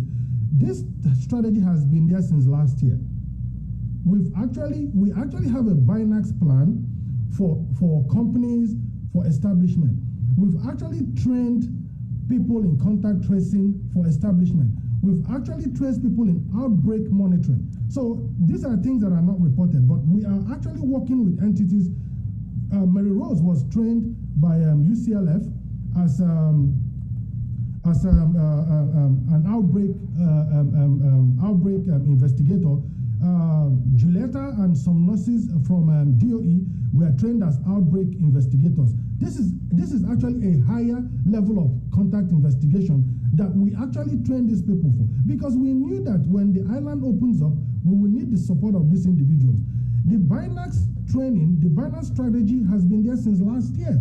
So while Mary Rose was telling you that GRA is waiting for public health to come and discuss the strategy, I told you that the Catholic school was actually getting trained. Cabres Marina was getting trained at the public health lab to actually implement this strategy. So it's not about telling us. It's about entities coming to say, we want to do this with you, and then we train them. So the fact that she's saying that she wants to tell us, I think No. The governor said that the governor told her that she was going to tell public health to meet with Mary. That's what I was saying. Not Mary was saying that. We've been meeting with her. So we've been meeting with her, and we agreed to meet with her last week. But look, if you see what happened all through last week, with the inspections in the school, with the closing of the schools and the increase in cases, we didn't have that time to meet with her, and then we're going to meet with her this week. But the Binax strategy is a strategy that is out there.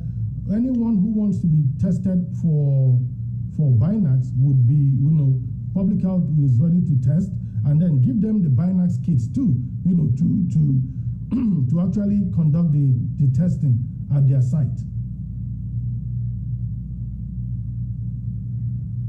Okay. Chima, thank you. We did have a question here. I don't even want to get into this. Do we know what type of vaccine the vaccinated patients in the hospital received?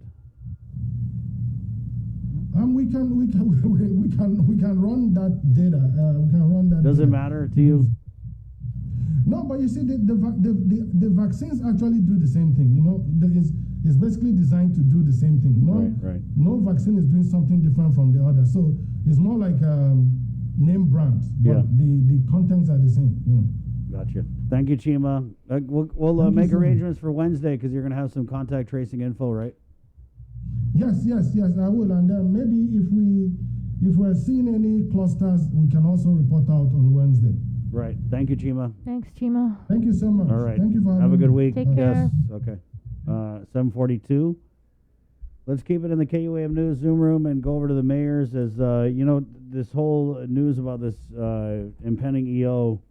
Well, okay. To be fair, it started leaking out Saturday or Wednesday because the governor through WhatsApp and Instagram had posted that she would be announcing limitations shortly, and that was kind of the big joke of the week, right? But this COVID's no laughing matter, and I think we just make light of things as a therapy, and so finally Friday.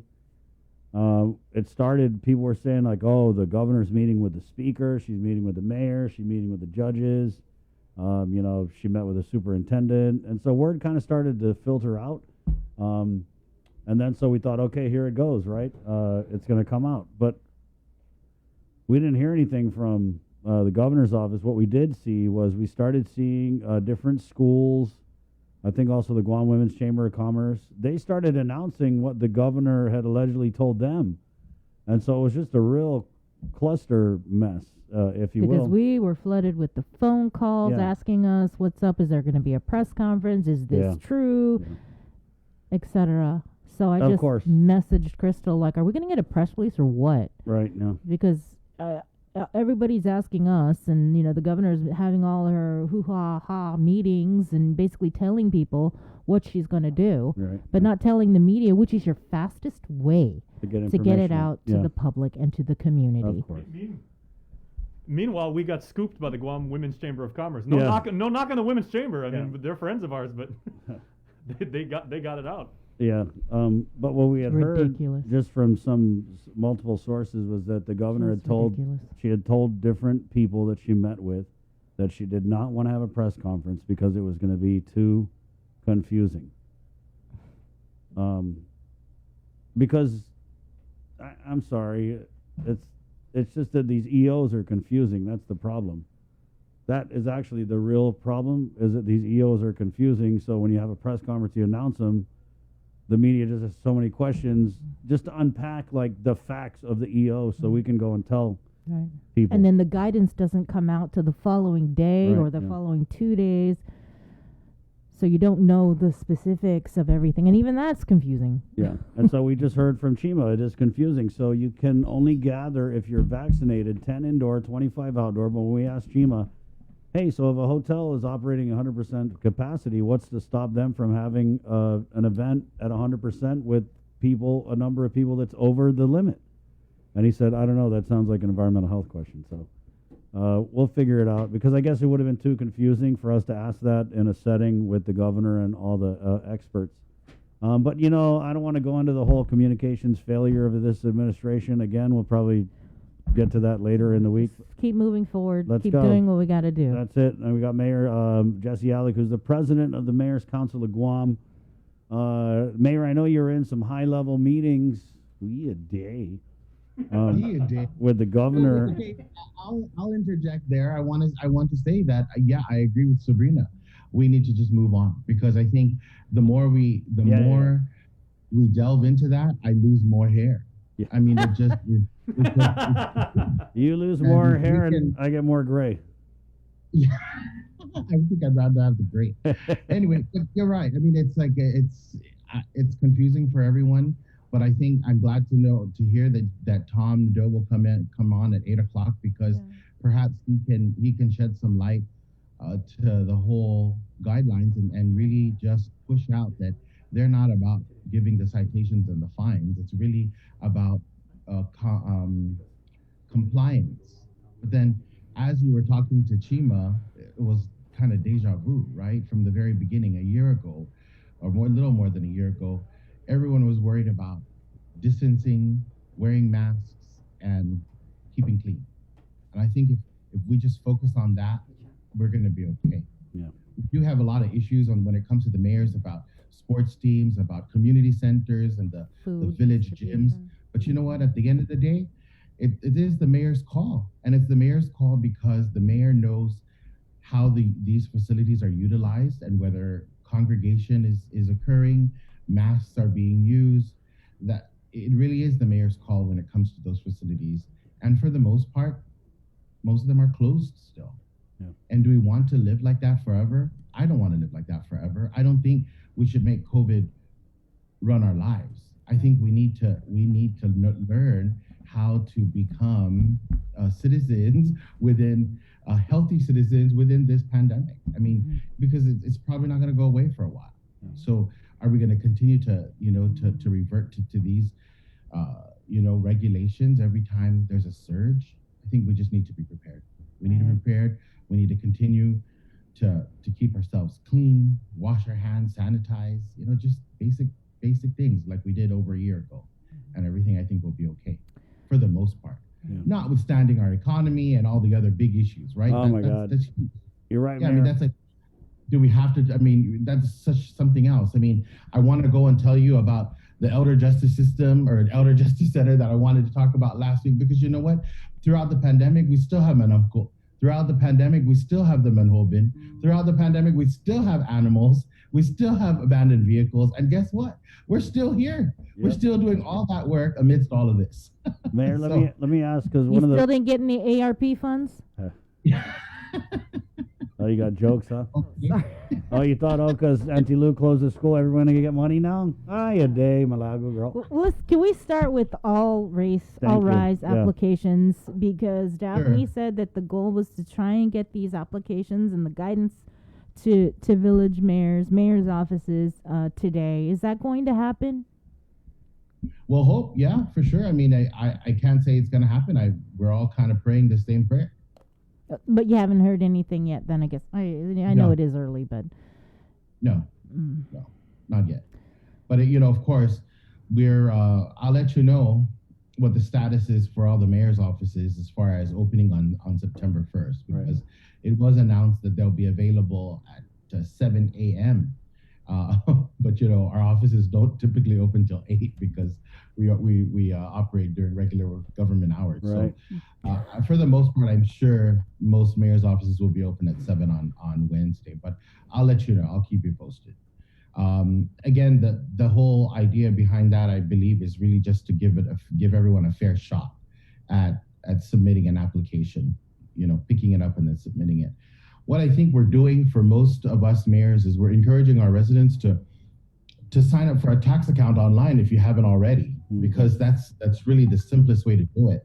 And not only is it the simplest way, but it's the most convenient. You don't have to go and pick up an application. You don't have to upload any documents. The hardest part, I think, is to set up the account. Not hard, but the most tedious part is to set up the account if you don't already have one. We do know that there are some mayor's offices that are receiving some equipment on loan, some computers on loan for residents to utilize. Dedido will have 2 additional computers and 2 additional staff to assist with the online applications. So that's important to know.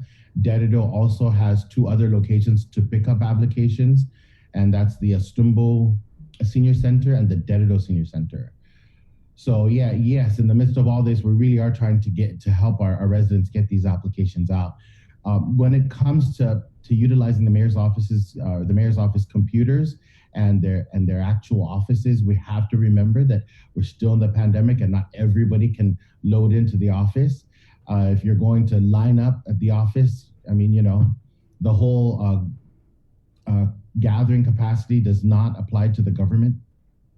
Does not apply to the government. Right. Yep. So government don't got cooties.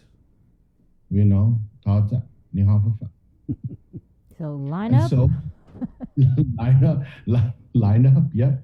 Yeah. So that's again, we're just doing our part. I know that there are a lot of questions about whether or not we can help fill out the applications.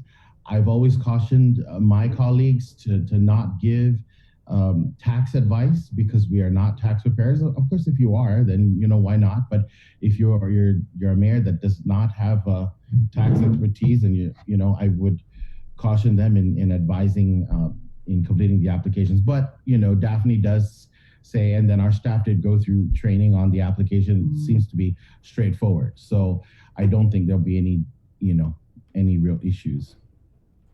Are you guys still going to have the Mayor's Council of Guam meeting on the 1st, on Wednesday? When that's yes, ma'am.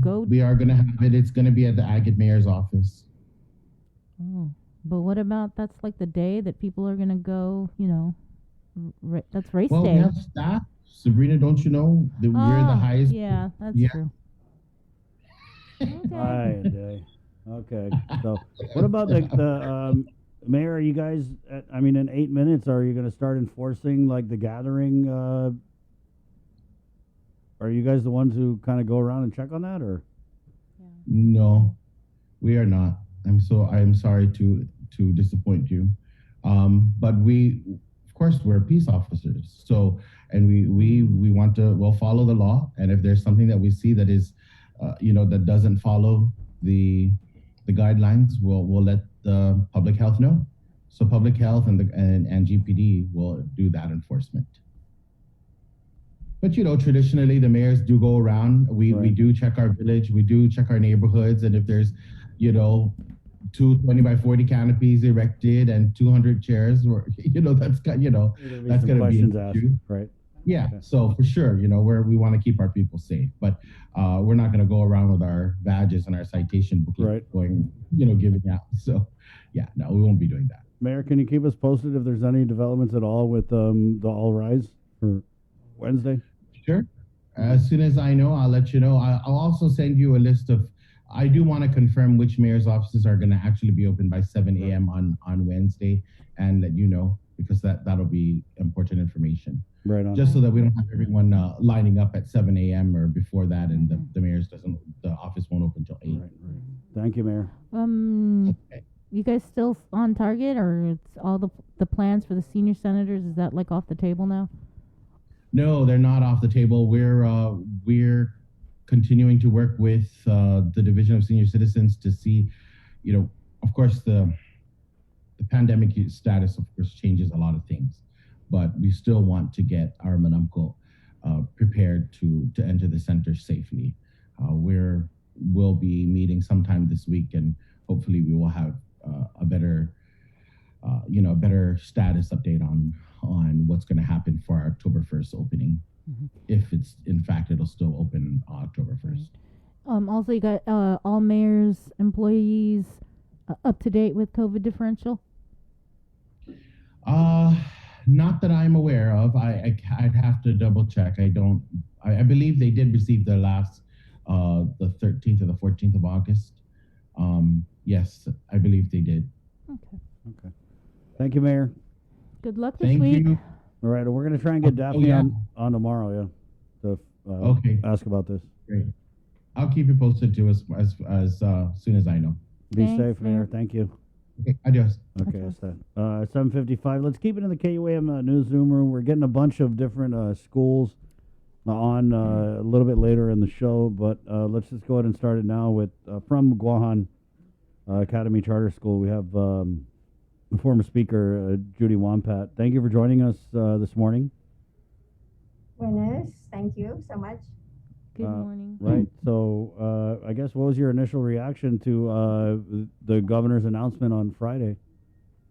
Well, actually, I kind of expected it when I was, monitoring what was going on every day, the rise of infection. Excuse me. Oh my God. Not just with children, but, faculty and staff. And that, of course, was worrisome for me. We were very fortunate, knock on wood, that that didn't happen to us, but I know the eventuality of it actually happening, is highly probable. So, I understand a lot of people kind of were upset about it, and but I've always said to everyone on the staff is that the health and safety, for children, faculty, and staff, are my top priority, and we were actually.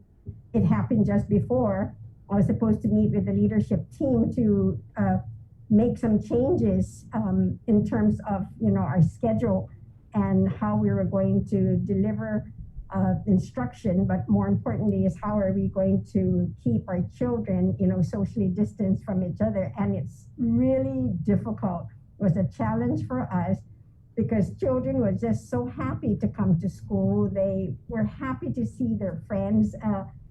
And even though I had everyone out there trying to monitor, we constantly, reminding them to social distance. I will have to admit that our children were really good about their face masks. Maybe one or two I would find walking around, and and they quickly would respond and put them back on. But it's just the social distancing that I found to be troublesome. We actually had the children eat, like for example, the elementary kids, we have them eat breakfast in their classrooms. So the staff will bring the meals to them. And because their lunches are staggered, it worked out really well where they went into the cafeteria and everything was prepackaged. So therefore, all they have to do is pick it up, sit on the cafeteria table where we have some sneeze guards on them, eat, and then of course, go out. The bigger groups were a little bit harder, although they were not, big eaters and were not going to the cafeteria to eat. I don't know what the reason for that is. I mean, sometimes, how kids are, they either carry their own snacks in their bags or don't want to be seen eating cafeteria food. So they want to stay out. They want to stay out and to socialize. And that, of course, became a problem. Although I placed, we have what we call schools within a school. That means the middle schools would be in one building, elementary in the separate building, and then the high school in another building. And they were separated. They're out at the same time, but separated, but still our facility is not adequate, to have about 300 kids out in the field, and especially now with the monsoon season, it has really gotten pretty bad. All of their canopies are out to shelter the children to either eat out there or be outside, but it's just inadequate. Right. So that's what we were facing with, and we're going to be meeting this morning at 9, primarily so that then because there has to be a different alternative, of course, in terms of what can we do to really keep our children safe and healthy. So what's going to happen, because we're seeing just like case by case, school to school, GDOE, they're doing a week of staff development, and they're migrating to online starting, I believe, on Tuesday. Catholic schools, some starting as early as today. Yeah, so it varies. So what's the situation with Guan Academy Charter School? Well, with us, of course, is that what we did, we took our entire population at the time, and we looked at, and did an inventory of the number of iPads that we have in Chromebooks. And then for the first ESF1, I put in a request for the remaining numbers to try to get one per, a device per child. And so we once, we realized how many we had on hand, and at that time we were still short about 300. So we knew then we couldn't place everyone online. We also knew that there are parents who did not have the connectivity at home, and so they couldn't participate. And it wasn't until early part of this year that the MyFis were finally made available for us to now give to our children. So the shortness of devices, and then now with the MyFis, of course, we couldn't go 100% online. So what we had was 3 modes of instruction. We had the FaceTime, we had the online, and then we had the hard copies. And we realized that was really very difficult to ask, any teacher really to have to do 3. So then we switched over to FaceTime only, and FaceTime and online, and we phased out the hard copies when we started giving out devices and MyFi. So that is definitely one of the things we want to talk about again this week. And the surveys have gone out to our parents originally when we were going to go 100% FaceTime, that there were still a number of parents who still didn't want to do that. They wanted online. And at that time we couldn't do it because we only had 30 requests for online out of the 70 students. So it did not make any economical sense, and even hiring one teacher to do it for a spread of K to 12 students. So it wasn't feasible and practical for us to do. So we did the face-to-face. So as of today, though, now that the governor's executive order is out, has GACS already transitioned to online learning, or you're not able to because you still need to get more iPads?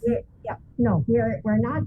We finally got the iPads, and we have the letters also from DOE to issue out the MyFis.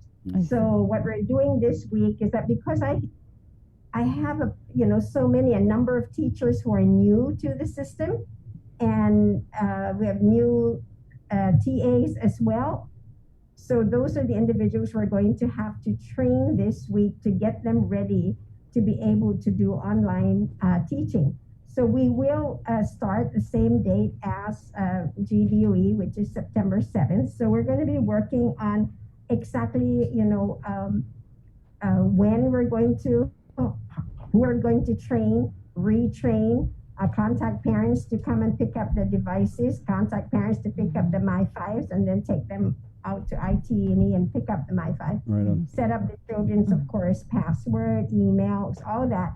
And so right now the teachers are planning, because we're going to start start at least this Friday, because they won't be in this week, is to give them, now this is only short term, hard copies, just so that they wouldn't lose any instructional time before we go 100% online. At least for the time that the governor has set that they needed to monitor before, further decisions will be made about, what type of Was mode there of a learning time? face to face. I'm sorry? Was there a time provided, Judy, to you guys? Because I don't know, the EO just said temporarily suspend, or so we're going. You're with, right. Well, when we spoke with her, because she did call us, the leaders of the private schools and charter schools together, because she met separately with GDOE. The question was asked, how much time are we looking at? And it was basically between like 2 to 3 weeks to kind of monitor.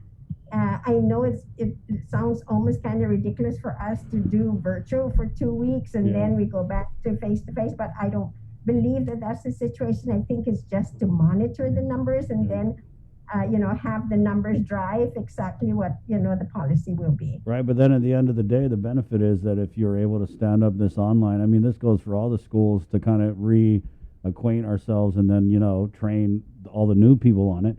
Then whatever happens after this 2 to 3 weeks, if we come back to this juncture again, then we're able to really pivot much more quickly and hopefully lose less instructional time. Yes, but we're really going to discuss that today, because I don't want us to go from one mode of learning to another mode. We're going to go back and forth every time the numbers, go up. Whatever decision we're going to be making today, I'm hoping that will be a decision that will then remain for the rest of the school year, whether it's half here only, face-to-face, and the other half will be online. Wow. Just to alleviate the class load, because you did say the social distancing. God, I heard so much stuff from staff of the school about how difficult, almost impossible, was what I heard from one aide. Bree? It really is. And even though I was having the non-instructional staff out there, we had appealed to, of course, our teachers, asking them, can you please come out and help us monitor the children at the breezeway and in the yard. And they've been really good at it, because everybody's concerned. Right on. Judy, before we let you go, because I know you got some students out there, this isn't a vacation. What's your message to the students at Guan Academy Charter School? Is that, wait for your teachers to communicate with you via, Ren Web through the parent portal, emails, of course, and phone calls. So teachers are all now reaching out to the parents and students, and take, this opportunity to brush up on what, you need to do to stay healthy, that we've been teaching you. So, and we hope to see you next week. Thank you. Thanks, Speaker. Thank you. Thank you, guys. Yes, Bye. Okay. Bye. It is 8:07. Let's go right into the KUAM News Zoom room. We've got our look at 8 o'clock news brought to you by Pacific Points, just moments away. But we do have Tom Nadeau, who's the administrator of the Division of Environmental Health for the Department of Public Health and Social Services. He's the guy that's going to tell us all about the new guidance out relative to the governor's latest executive order, which was released late Friday afternoon. Good morning, Tom. Hi, good morning, Chris. Good morning, Sabrina. Good morning. Like your sweater. Oh, thank you. Right on. I do my Mr. Rogers look here. Yeah, I know. I was going to say, we didn't get video of you putting on your shoes, or... Yeah, it's one heck of a day in environmental health. Will you be my neighbor? All right. Bree, you want to start, or should I go? Go ahead. Okay, so Tom, I guess the number one question we've been having with this latest guidance, we asked Chima, so with the social gathering limits at 10 indoors for vaccinated people only, 25 outdoors for vaccinated people only, I guess my first question is, what are the protocols for gathering of unvaccinated individuals? Well, if you're unvaccinated, you should not be congregating at all, period, unless within the same household contact. Okay, and then so with the businesses, restaurants, bars, 100% capacity, provided they seek proof of vaccination from their patrons. The question we had was if we're only... Wait, I'm sorry, so if you're having a wedding planned on Saturday at a hotel and you have 100 people invited, You have to be vaccinated. Everybody has to be vaccinated, right? Or can you still have that wedding? Okay, you can have the wedding, but per the executive order, which will be enforced also through our guidance memo, is you can't have more than 25 inside. You all have to be 10? vaccinated. Wait, 10 inside, right? Oh, I'm sorry. Thank you, Brie. You're correct. 25 outside in case you have the wedding outside within the hotel, and 10 inside. So the social gathering guidance trumps all occupancy and everything. Because the question we had was, what if a hotel is operating at 100% capacity in their ballroom, and that 100% capacity is like 50 people? Right. That hasn't changed. So you can have, in theory, multiple events of separate groups, but each group cannot be more than 10 indoors, no more than 25 outdoors. So let's say I have a wedding. I can have it at a hotel, let's say a ballroom, but I can't have more than 25 inside. There could be a separate wedding unrelated to mine that has owned the same hotel. You can't have more than 10 inside for your wedding, right? 10 inside. I keep sorry. Yeah, you're right. 10 inside, 25 outside. Right. So no galas, none of that should be happening. Is that what you're saying? As long as you don't exceed the number. 10. Inside, yes. And 25 outdoors. But theoretically, you could rent out like 5 different ballrooms. I mean, why would you rent out a ballroom for 10 people, though? And we talk about VIP treatment. Wow. Yeah, you get that corner all to yourself. Right on. So that's the official word is there. No matter what, you can't have a crowd bigger than 10 indoors or 25 outdoors, and they all have to be vaccinated or at least have received one of the jabs, right? Correct. Like I said, you could have multiple events, but there have to be separate events in a ballroom, as we discussed. And then it can't be the same party. Right on. So what about then restaurants and bars? Is it the same thing? Same concept, right. So restaurants, I can have my friends, 9 of us, including myself, be 10. We can have a table at the restaurant. We're all vaccinated. But can I invite an 11th friend and claim to be a separate group and join us? Because that'd be circumventing the intent and spirit of the executive order. So 10 is the max for inside, for restaurants as well, but 25 outdoors. But we all have to be vaccinated. But in a restaurant, you could also have another table of 10. Correct. Separate party. Separate group. So it could be up to 20. That doesn't kind of That's how you make get sense around if you have a wedding then. Correct. You can't have more than 10 inside and 25 outside. No, but okay. So, but in a restaurant, say they have 20 tables, and you could fit 10 people at each table that are all vaccinated. So ideally, you would have, what did I say, 10 tables? That's 100 people. But in a ballroom, you can and it's a wedding, a gala, or whatever, you could only have 10 people. Correct. So Tom, like, let's say, so you could have 100 in a restaurant, but you could have 10 in a ballroom. Correct. As long as that is how we've interpreted the executive order, and our guidance reflects that. So I could have a wedding at a restaurant, provided that we all sit in tables of 10 and pretend we don't know each other? No. Oh, no. The concept is it's for the same event, same party, whether it be that celebration party, wedding party, birthday party. I see. Okay.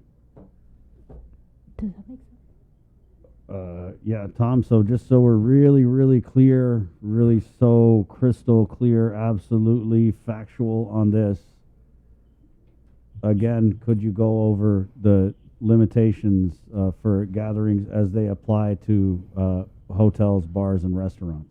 Just so we're really clear. I understand. Okay.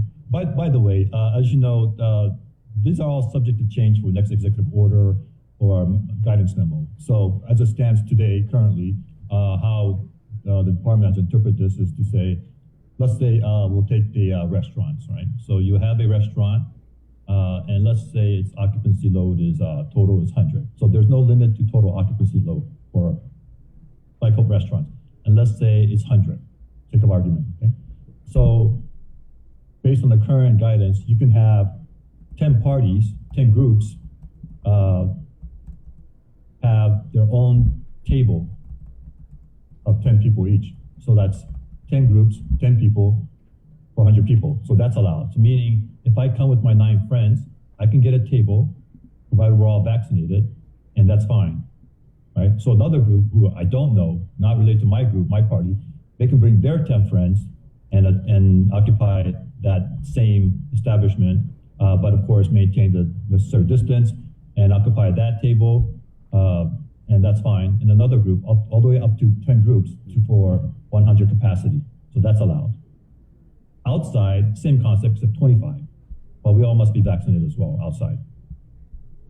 So you said earlier that the way around it was if you're having a wedding, if you book like different ballrooms, right? But doesn't that fall under the same celebration rule that you said? Okay. No. So let's say now I'm getting married, you're getting married, and Sabrina's getting married. But separate wedding, different groups, different invitation lists. So I seek a ballroom, and I can, whether it be indoors or outdoors, based on that requirement, I can have my group, right? One ballroom or the veranda, or let's say the outside gazebo, or whatever, the outside facility. Brie can have her own, right? And you can have your own as well. But we're not one party. In other words, we're different groups, different weddings. So that's allowed in that one hotel room. But obviously it can't be the same ballroom because it's not with the different functions. So I'm talking about, let's say, 3 ballrooms. I see. So but if there's one wedding, yeah. So if I just want to have you can a only big have ass 10 wedding, people in that ballroom, or 25 outdoors, no matter what. That is how we currently interpret it, right? Now, if it's changed, of course, we'll make necessary changes if that wasn't the intent. But that's how we've currently interpreted the definition based on executive order. Okay. Does that make sense to you, Tom? Well, what makes sense is I need to implement this by September 6th. But it's effective already, right? Yeah. After 8 a.m. Yeah. Sorry? It's effective after 8 a.m. You're correct. Yeah, right. Everything's in effect. It's been in effect, but we're not going to enforce it until September 6th. Like I said, we'll be focusing on education and awareness. And like my participation today, I hopefully get the information out to as many of the people as possible so they can understand as well. Right. That's why we want to make sure we're really, really clear. Hey, just on the proof of vaccination status, right? So we had gone around. First of all, I want to say that this is really impacting a lot of restaurants. It's been like very empty parking lots, just checking everything. But so we went around. We had a shoot last week. We went to go to the restaurant, and they carded us, which was cool because I haven't been carded in years. So I presented the proof of my vaccine, and they let us in. But then I know that the protocol, because I work in the media, the protocol is that we can also self-attest. And so I had told the lady, like, well, I'm vaccinated. And she was like, oh, no, we have to see your card, sir. And so I had to run back and get it. And of course, I'm not trying to cause trouble. So I said, here it is. So I know that the guidance says that you have to either have proof of vaccination or sign the self-attestation form. First question, are the businesses equipped now, or is the self-attestation form available online or anywhere yet? Right. To comment on to respond to your comment you made about they still want to see your card. Yeah. So if you look at the guidance document, it still says that if the business wants to place stricter controls, like actually demand to see the vaccination card, that's fine as well. And they don't have to accept the self-attestation provision of the guidance. They don't have to. It's up to them. It's their business. As long as they don't do less than what's intended. And to answer the second question, we do apologize. We thought it was attached to the original guidance, but the self-attestation form was not included, but it is available. If it's not already on our website, it will be, probably as we speak, but you're correct. We failed to include it in the actual guidance document because it's a separate document. Right. So just to help out, it basically says that they put their name, date, and signature, and to acknowledge that if they failed, basically if they lie, it's a criminal offense. So because I'm feeling like these businesses, even though there's that option there, right, they're going to want to like cover their ass and check for the vaccination proof and not have to rely on, the possibility that someone would attest to something that's not actually true. So in the event that these businesses do let someone in who attests that they're vaccinated, and then you guys show up and do a check and it turns out they're not, who's liable for the fine? Is the business liable for it, or is the person who lied on the self-attestation liable? Yeah, provided the business did its part, its due diligence, we would then turn to the individual who, let's say, falsified information. Tom, I just wanted a clarification because you mentioned that this is public health's interpretation of the executive orders, but isn't this, didn't public health write the guidelines for this? Oh, yes, of course, yeah. We've been working with all the parties involved, but, like a lot of things, not everything, because we've gone through several executive orders, several guidance documents, and, we try to be consistent as much as possible. It's possible that whether it be at my level, be at the director's level, or the above, we may have missed something. So, we're trying to perfect that as we go along. And as you know, in the past, we've submitted revisions of earlier guidance. So we want to make sure we do that too if there is like I said, if there was an error on our part in terms of the language or our division's enforcement of it. Right. Can I ask just another clarifying point? So let's say that an individual is one of the unvaccinated and they go to a covered restaurant to pick up food, a takeout order, but they have to go in to receive their takeout. Is an unvaccinated person allowed to step foot inside of the covered restaurant to retrieve a takeout order? Or do they have to stay outside? As I recall, reading the guidance document, I think they could go in, but they can't. They just need to go in, make payment, and leave. But let me double check because I think that was something that we did discuss. If I can find that right section, I think you might be right. I think you can step in just to pick up the order, but you can't obviously loiter or linger around.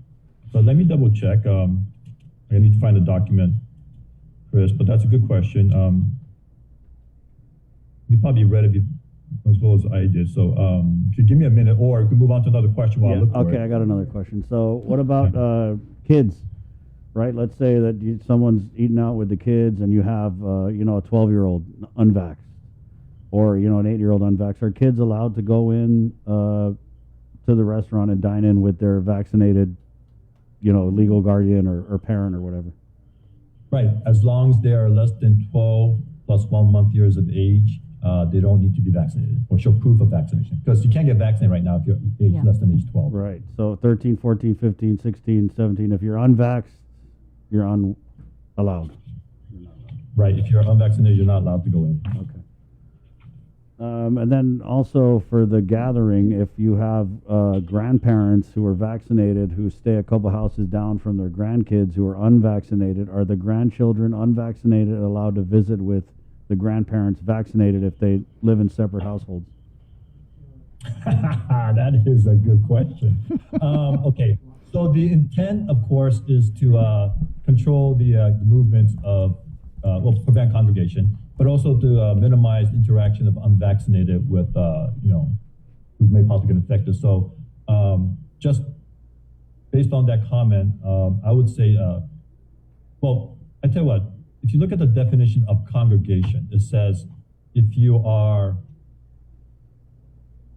unvaccinated, congregation by definition is that if you are a family member, if you are outside the family member, you can't interact with others, right? So if you are vaccinated, you can't have up to, the numbers that indicated. So yeah, you can. If you're vaccinated and you have a 12-year-old who has not been vaccinated because less than 12 years old, yes, that person may interact with a vaccinated person like the grandparents. But a 13-year-old grandchild who's unvaccinated may not. If it's not the same household. This is a weird one. Do children under 12 count to the total of 10 for the gatherings? I would say total numbers is based on individuals. So I would say it would matter. Now, so the question would be like, can you have, let's say, the congregation number still stands, right? In terms of the numbers. Right. So I think they would count it as well. course they would. Yeah. They will be counted. That's why I'm not going to get invited to anything because I'm packing 3 kids with me. That's like 4 right there's half your limit right there. Oh. 3. Yeah, do you guys have enough inspectors to do all of this enforcement? Because this is on top of what you guys are normally doing. Correct. So we have to once again we prioritize our activities. We do have inspectors go out every day. Now it may not be the full complement of staff when you like say one day to another day, but we always have at least one inspector going out to do enforcement activities. Well, right now it's kind of an education phase, if you will. But yes, we've been doing inspections, and we never have enough. We can say, so we do the best what we can, what we have. How many do you guys have? So it may vary from 1 inspector to 6 inspectors, depending on the day of the week, and also period of the day, because we do a night inspection as well.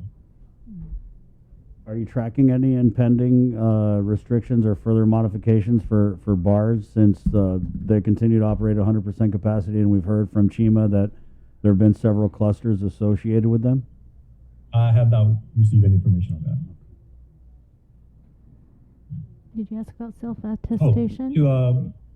To answer your question, Chris, about the kind of individual. So I'll read the section. It says individuals who do not provide proof of vaccination as required herein may not use indoor-outdoor portions of such facility except to order, pick up, or pay for food or drink or takeout, provided such individual properly wears a face mask.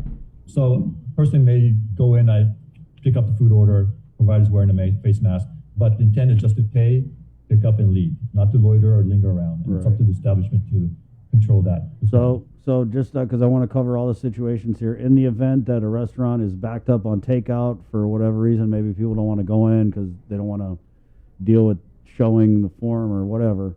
But a customer comes in to retrieve their order. The kitchen's backed up. Man, sir, we're going to get your order ready. Can I get you a drink in the meantime? No, can't do it. Well, they should be waiting outside then. Okay. So can they drink a drink outside from the restaurant if the restaurant... Well, first of all, is he congregating? Is he with other individuals who are not vaccinated? Or the same group?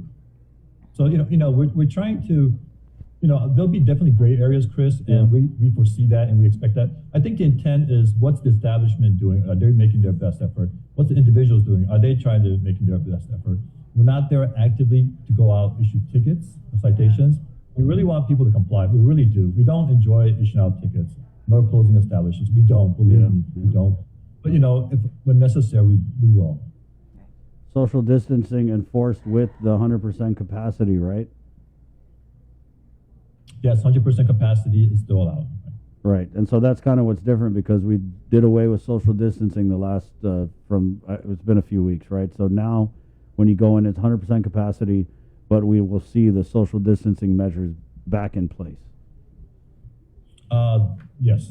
Okay. What about churches? How does this latest EO that came out Friday, is there any impact at all to churches, religious services, funerals?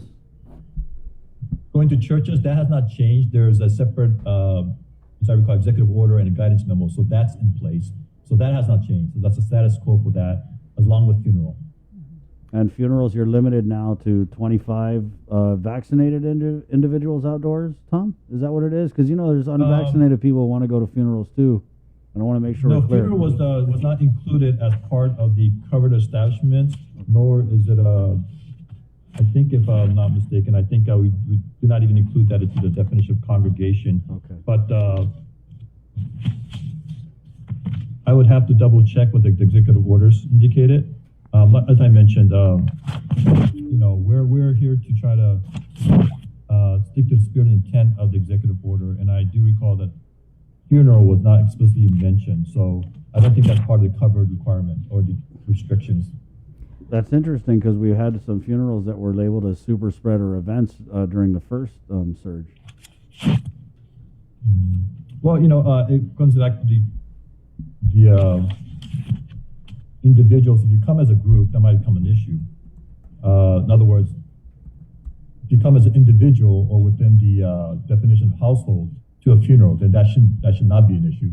But if you come as let's say I bring my 50 friends with me for a funeral, then that exceeds the congregation restriction. So that would be a concern. But the funeral was not explicitly mentioned. So there's but, I can get back to that on Chris, just so I make sure I don't misinform the public and give it wrong information. Right. So I can always come back to you on that. So as of now, your interpretation is, though, that there's no limit on the number of people who can attend funerals, or not? Yes, provided that they do the whole mask restrictions, mask wearing, disinfection, and the other requirements of social gatherings. We did have a question on the comments from. If you could just address this one more time, louder for the people in the back of the comment section. So if we have 12 people who want to get together, vaccinated, can't we just go to a restaurant since there's no limit on their capacity? It's 10. No, because indoor seating is 10. Indoor is 10 people per group per party. Vaccinated. So your 2 friends, unfortunately, the next time around, I suppose, or not invited. Right. Okay. Well, there you go. Can you provide clarity on the executive order as it relates to what the governor was mentioning about sports? No, is that just for schools? I'm sorry, could you repeat the question again? The executive order. Well, I guess if the previous executive orders are still in place, I guess it's no public schools, no private schools can do sports or practices. That also applies to outside leagues. And I'll read this. So it says all athletics, after school activities, inter-school activities, and busing shall be suspended. So school sanctioned activities are not allowed, but outside of that, let's say I have my own separate event, then that's not affected in terms of the school suspension. But you still have to abide by all the congregation requirements and vaccination requirements. All right. So it has to be 25 outdoor, fully vaxxed. Or 10 indoor fully vaxxed. Does that include Correct. like basketball? Sorry. So you have 16-year-olds, right? And you have 2 teams. Wouldn't you already be over the limit? Yeah. Unless you're just playing straight five members, no 6 men. So you wouldn't even be able to. Outdoors, you can have an outdoor basketball event, but 25 is the maximum. Right. But you can still have baseball. Baseball is like 11. So I recall my 9 baseball games. But you can't. 9. Okay, what about like wrestling, jiu-jitsu? What are some? Football is 11, right, Chris? I think. Yeah. What about like the contact type sports like jiu-jitsu or wrestling, like Bree said? That's okay under Same 25. thing. Okay. Yeah, that contact sports definitely a covered establishment event, so it'd be covered. Oh, it's still the number is still not going to change. Right. It'd be 25 outdoors, 10 indoors. And that's kind of like the where everything departs from, guys, is the social gathering limit. So it's 10 indoors, no matter what. If you're getting married indoors, you can only have 10 guests. If you're getting married outdoors, you can only have 25 guests, but they all have to be vaccinated. Indo, outdo, it doesn't matter. Okay. Right. And the key is the group, right? You can have multiple 10 people, but they're separate groups. Right. So, for example, if I do CrossFit and my group is 12 people in my CrossFit class, it can only be 10 if it's indoors. Correct. The same thing if I were to be in a group. What is that mix fit? The dancing workout? It could only be 10. Zumba, yeah. It could only be 10 if it's indoor. 10. What about the food truck when they have it over at Skinner Plaza or Dedido? Yes, we excluded that unless it's an organized event. Meaning, if you're like on Skinner, I believe that's an organized event. Yeah. Because it's scheduled, and I think someone collect fees for the site. I'm guessing, I'm not really certain. I need to ask my staff on that. But my understanding is that it is an organized event, so that is now deemed a covered establishment, and thus they need to comply requirements as well. So they had to, the organizer need to implement some kind of control measures to ensure only vaccinated individuals are allowed within the, I guess, the premises where the event is occurring. Now, like I said, how they do it, it's up to them. We're not there to dictate exactly you have to do it like this or like that, but simply they follow the guidelines. And we're open to review any plans that they may have to help them out. What number do they call if people do have questions about it? Because, let's say they're more confused after this interview.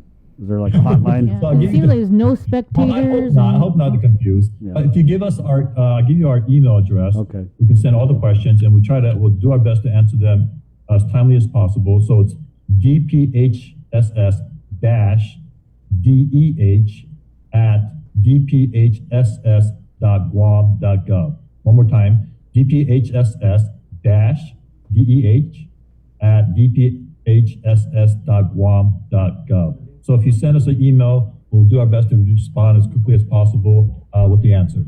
Will Public Health be holding another virtual town hall meeting? Do you know? Oh, I do not know. Okay. I can ask. I'll definitely ask the director. Yeah, that might help because I think GDOE their input session was actually really good to hear, and gave parents and stakeholders and teachers the opportunity to ask questions. And this kind of sounds like there's a lot of questions. Yeah, but at its center, Tom, would you say that the social gathering limits, which kind of extend on down to every other type of business, do you guys firmly believe that lowering that number will help stop the high number of COVID-19 positive cases we've been seeing over the last 4 weeks?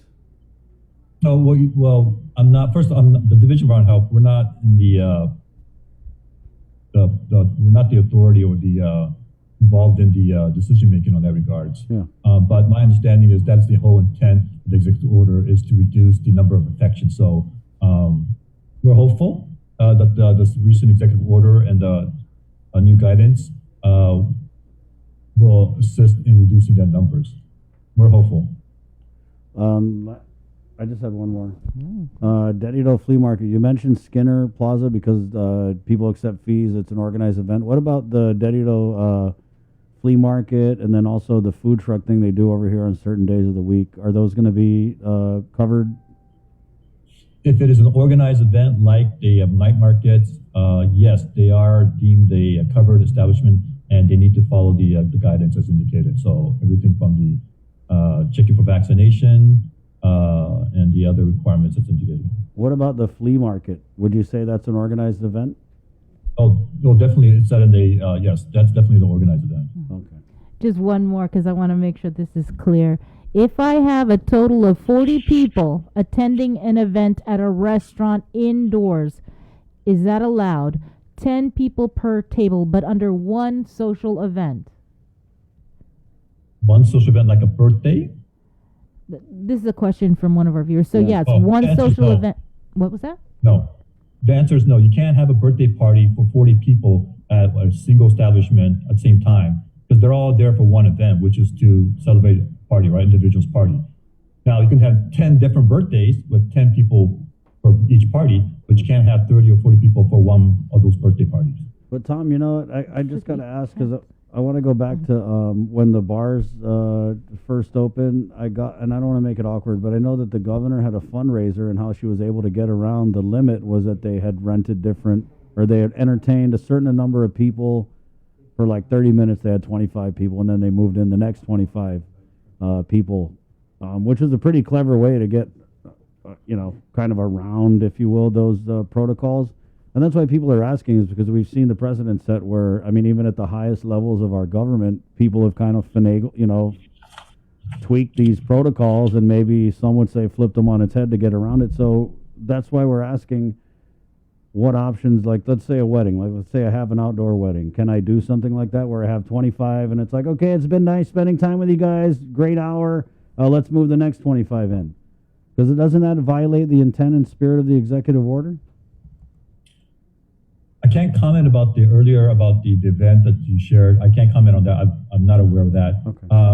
Regarding the comment, but can they interchange 10 people at a time? The way as written, that you have 10 people coming in, then leave, another 10 people come in. I guess by the, now whether that defeats the spirit and intent of the executive order and guidance, can't really comment on that, except that in terms of as stated in the guidance, it just says 10 people per event, right? So I guess you can't have 10 people then leave and come in for some different 10 people for the same event, but you can't have more than 10 per each group, and they'll have to be vaccinated still. Okay, got it. So no, you can't just cycle people in because it's under the same event. Yeah. Okay. Right. Got it. Bree, you good? Yeah. You sure? Yeah. And Chris, I'll get back to you, Chris and Bria, regarding the funeral, just to make sure I have the correct information. Yeah, of course. Yeah, we always want only give us the correct information, Tom. Of course. Thanks, Tom. I appreciate it, Tom.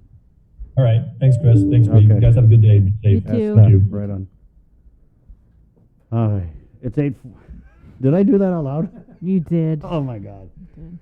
Let's okay, let's keep it in the KUAM news Zoomer. You gotta actually we all need a bathroom break real quick, guys. No, let's go ahead and do weather. Let's go ahead and do weather. Let's do weather, and Jay will. Yeah, Jay. We're gonna go to do weather. That was a little bit of a TMI moment. Sorry. I'll do weather. You guys use the bathroom. Thank you. Here with the work week weather, ladies and gentlemen, Jason Solis. Good morning, Jason. All right, and on that wonderfully appropriate segue, we're going to bring in Paul Stanko, our buddy from the National Weather Service, who has his eyes in the skies, quite literally, figuring out what is going on with the weather. Paul, good afternoon, or good morning, I should say. I know you've probably been up knowing the shifts over there. I believe you've been working the night shift and everything. So good morning and half a day to you and your crew. Morning and half a day. Yeah, I'm nearing the end of a 10-hour night shift. Oh boy. Does the time go by fast when you're analyzing these charts and obviously you guys are very well trained and everything like that, but when you're tracking weather systems, whether they pose an immediate threat or it's typical island weather and everything like that, does the time go by quickly? It goes by more quickly if there's something big going on. It can start to drag if it's just everyday stuff. Okay, yeah, because I've known some people that were like stockbrokers, like right on the trading floor and everything like that, and they said like before you know it, like a 7-hour trading period is like over in a heartbeat. It could do that if it was an exciting day. Yeah, big changes. Well, when you love what you do, like it's never like work and everything. That too. All right. So as far as what you guys have been tracking, what have you got looking on? How does the weather outside look? Well, right now, we've just got a few little troughs coming by, and a trough just means a wiggle in the winds. And then there's an upper level trough way up in the air that's north of us, and that is enhancing a few of them. And so that's where we're getting our occasional thunderstorms from.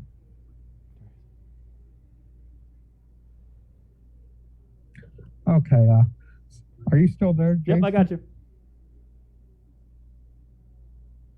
Yeah, so you were talking about the troughs and everything like that. I'm looking at your the third slide of the series.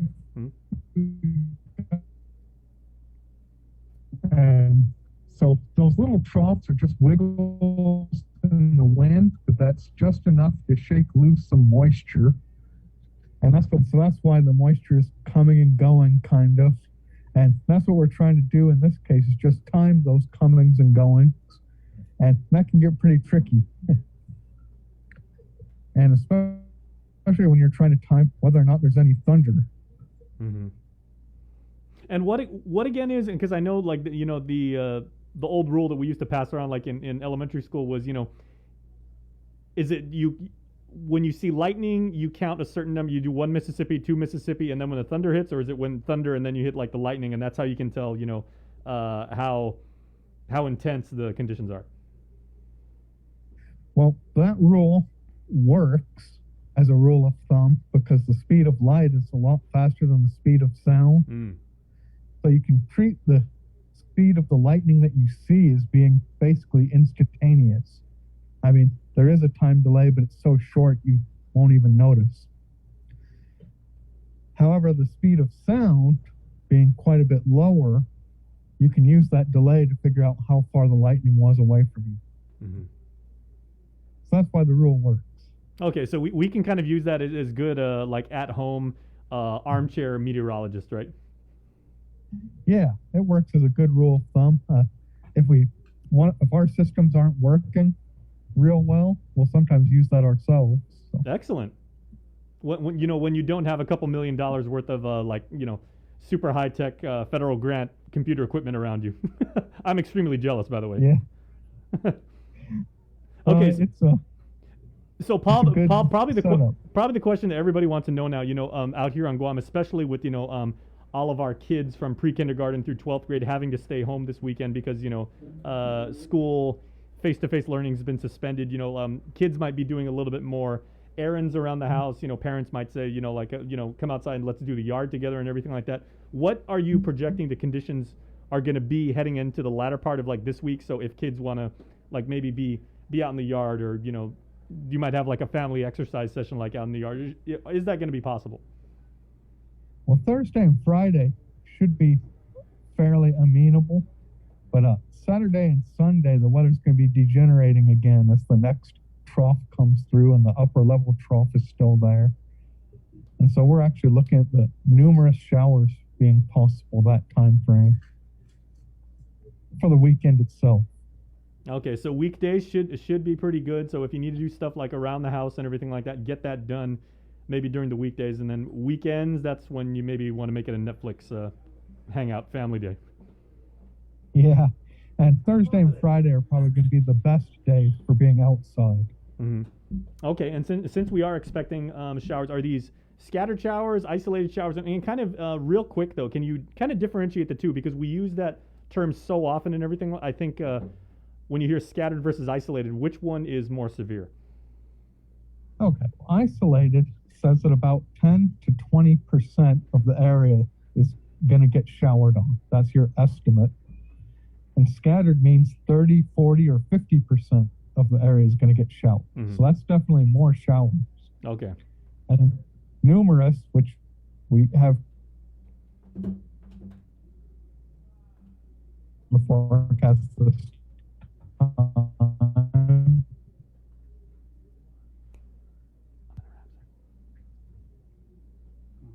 So it's definitely isolated is less, scattered is medium, and numerous a lot. All right. Well, Paul, we're going to let you go because I know you got, even though the conditions are clear right now, I know you and your hardworking team over there, you guys have a lot of work, especially when you're just wrapping up a 10-hour shift. So we do appreciate it. And as you see on the screen, everybody, this is the word from the man himself. Lightning and showers expected this weekend. This week should be really, really good island weather. Straight from Paul, and watch for lightning this weekend. That's always something to keep an eye on. Paul, thank you, man. We appreciate it. Thank you, Jason. All right. Bye. Have a great day. Hey, have a wonderful day. All right, and we will take a break, and we're coming right back. Dr. Hoa Nguyen, our friend at American Medical Center, he is standing by, and that's coming up after this break. KUAM TV has been on the air for 65 years. 65 years of growing, changing, and adapting to the needs of our local community. 65 years of making you smile, laugh, and cheer, and being there for you in times of tears and heartbreak, and learning to heal together. We've kept you on the edge of your seats, been a trusted source for you to turn to, weathered many storms together, and celebrated life's big moments. And now at 65, we celebrate all the firsts we brought you over the years, and all the firsts that lie ahead as our world changes. KUAM TV, celebrating 65 years of firsts on Guam. The relationship between Guam and Manila, Philippines is undeniable as we share similar cultural traditions, history, and heritage. With generations of Filipinos calling Guam home, KUAM presents a monthly look at the capital city featuring in-depth and engaging interviews on everything from medical tourism to new business and government leaders. Veteran newscaster Nestor Lecanto delivers Beyond Our Borders. This special program is brought to you by KFC and the Medical City, where patients are partners. Say hello to the First Hawaiian Bank mobile app, where you get smart insights into your finances so you can make smart decisions with your money. With a daily personalized feed, you can compare your monthly income to spending. That's better. Discover where your money is actually going. You might be surprised. See what's essential and what isn't. The more you use the app, the smarter it gets. With insights from the First Hawaiian Bank mobile app, it all starts with yes. Get the job done the right way by getting the right stuff at East West Rental Center. With years of experience helping builders, we definitely got what you need. Call 646-1463 or visit us in Upper Tumon. Open Monday to Saturday from 7 a.m. to 5 p.m. and on Sundays from 8 a.m. to 5 p.m. Do you feel like you're missing out on something? Make life more rewarding with Pacific Points. Earn and redeem points for bill rebates and free load at IT&E, discounts on fuel at Shell, vouchers at Foodies, and United Mileage Plus miles.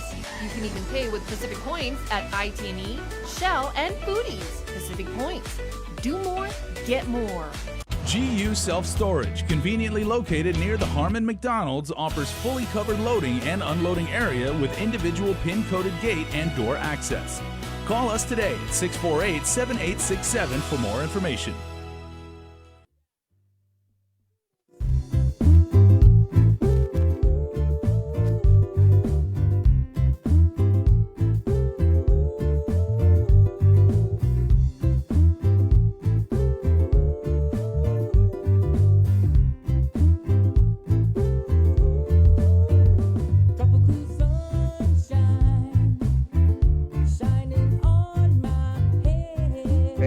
Good morning.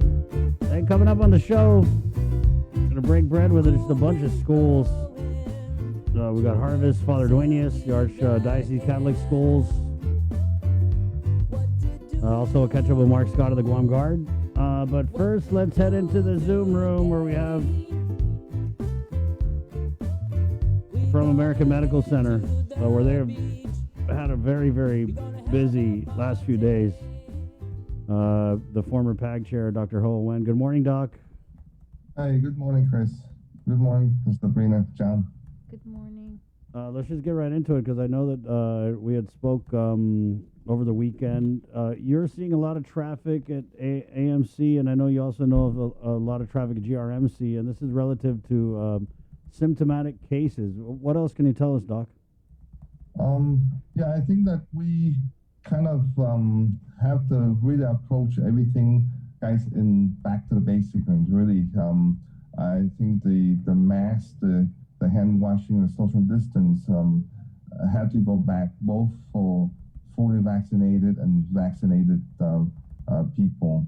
You know, I think that we understand now that the fully vaccinated people are also can transmit the virus, and as they're not as sick as the unvaccinated, but both can transmit. So we have to kind of pass the message out to both group that, hey, you have to really go back to square one, just because if we have more transmission in the community, the hospitalization will most likely will go up, and there's more people will be in the ICU.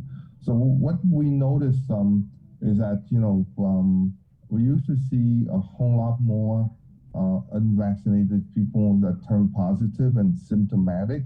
Okay, now in the past week or so, we've been tracking on our clinic and the other clinic is that the percentage of fully vaccinated symptomatic people are going up dramatically. You know, for just for the last 2 days that we've been follow, from one day, 9 out of 12 people that are positive are fully symptomatic and fully vaccinated, and another day is 9%, 4 out of 5 positive from fully vaccinated people. So again, you know, the key here is we really need to unite both the fully vaccinated and unvaccinated, and we hold everyone's going to play a big part of this to try to curb this virus. And you know, the other one that I was talking to some of the doctors this morning and try to rephrase the question on are you sick or not, because you know the Delta on the fully vaccinated people are somewhat very much different on the symptom. Because if you ask people, are you sick? They say, no, no, I'm not sick. But if you really go back and say, okay, are you congested?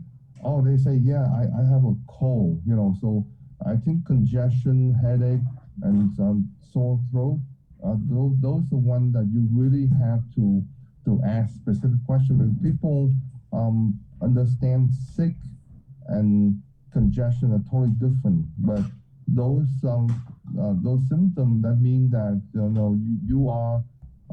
you can transmit the virus to everybody. So you really have to be very careful when you ask the question. And again, I'm going to ask people that you have the middle runny nose, some headache, some sore throat, some body ache.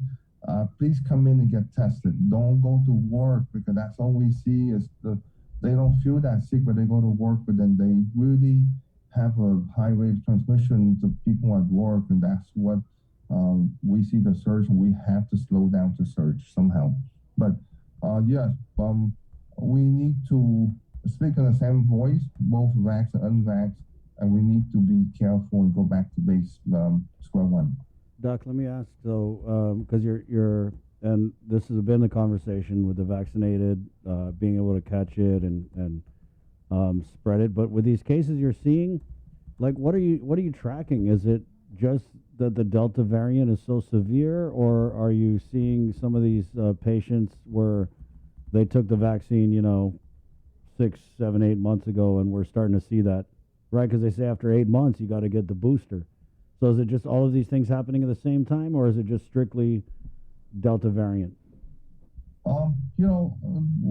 Chris, we treat everyone as the worst scenario as they have the Delta variant, because that's what in medical field, we look at people for the worst and we work ourselves backward, right?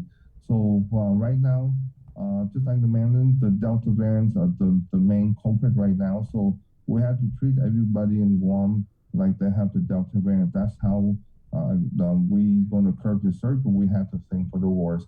Again, most we see is on the Pfizer group, around Moderna, and yes, the vaccination ranging from December timeframe to mid-March timeframe. That's what we see. So that means that there's our immune system, again, the neutralized antibody are going down. That's a possibility, and that's what the literature shows, that after about 6 to 9 months, the neutralized antibody are coming down, and that's where the third shot of booster shot will come in play. But I think we're all expecting that the third shot will be available for the high risk and the health profession and the frontliner, hopefully as soon as by the end of September or earlier. As I say, we probably will hear that very soon. Yeah, so I mean, that's accepted fact that the vaccines wane from 6 to 9 months after you get them, and that's why we have to take the booster shot. So, Doc, I just want to be careful, because I feel like a lot of my friends who are fully vaccinated believe that they're superheroes and they can go around and do whatever, especially now that this whole conversation is like, oh, if you're vaccinated, you get to do this and you get to do that because, you're vaccinated. So I want to just be careful that we're not making these vaccinated people feel like they're somehow elevated above everything that, stems the transmission of the virus. So what would your message be to the vaccinated people out there?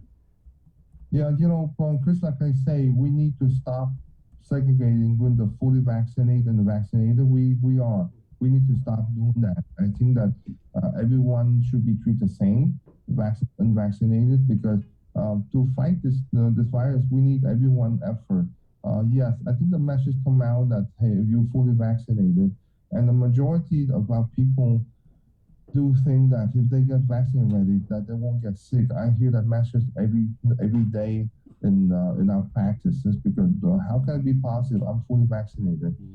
So that message to be out there to let our people know that, hey, even you're fully vaccinated, you have to be careful. And that's what, to me and to the pack that we recommend limitation on the gathering. And that's very important because it doesn't matter you're fully vaccinated and you have gathering of both 20, 25 people, you will transmit the virus to one each other. And guess what? We live in a community. You're going to encounter some unvaccinated people. You're going to encounter some fully vaccinated people. But if you're symptomatic with this very mild symptom, you are transmitting the virus to other people. Doesn't matter. And we see that in the data already. Okay, so the Delta are somewhat different. So we have to ask, especially the fully vaccinated, to be extra cautious because your symptom can be very mild, but you are fully infectious to other people around you. And the time that you are fully infectious, about 2-3 days before you show your symptom, about 3-4 days after you show after your symptoms started. So you have about a 5 to 7 day period there that you are very highly infectious to people around you. So so again, for the fully vaccinated, we're going to ask them to, number one, is go back to basic, your mask, your social distance, your hand washing, and also to pay attention to your symptom because although it's very mild, you are infectious. So it goes with both the vax and unvax. So like I say, we should be unite together and not divided by some type of segregation of you fully vaccinated or unvaccinated. I think that's, to me, still the wrong message to our people. Well, clearly that's not going to happen, so...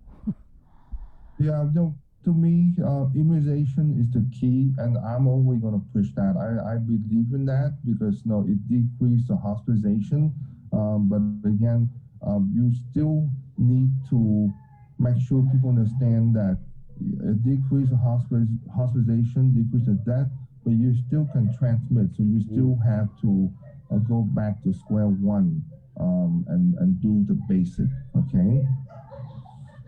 Okay, Doc. So make sure that people know that, and we gotta go back to basics. Mm-hmm. The hand washing, the mask, and the social distance. Okay, and let's go together for this. But Delta is not the only one. It's going to have more variants coming down the line. Oh, I want to just follow up on what you told us last week that the numbers were still climbing. It's going to get worse.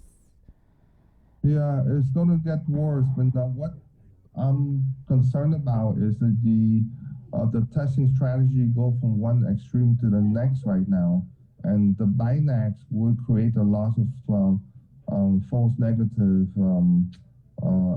out there. So we're going to artificially see some decrease in number, but there's a possible out there that's not going to be catched by the binax, the antigen card. So it's totally from one extreme to the next, and I think more stratification need to be in place in order to identify the positive at the mass outreach. Doc, you said it's going to get worse, but Chima this morning said that now that the kids are out of school, it's going to get better because they're not gathering at the schools anymore. No, the school is not the outbreak. We all have data where the outbreak comes from. And the outbreak comes from the gathering, and the cluster come from the certain part of our business. So it's not the school. The school is not the culprit. Remember, a kid can transmit, but very low. It's us adult, the one that can transmit a lot more. It's not the kid. The school is not the outbreak. The outbreak comes from home. And that's why I ask everyone to really come back to the basic, because if we all come back to the basic and respect each other, the outbreak will go down. So that's the key. So it's not the school. We know where the cluster coming from, and we not control those area of business that the cluster coming from. Thank you, Doc. Okay.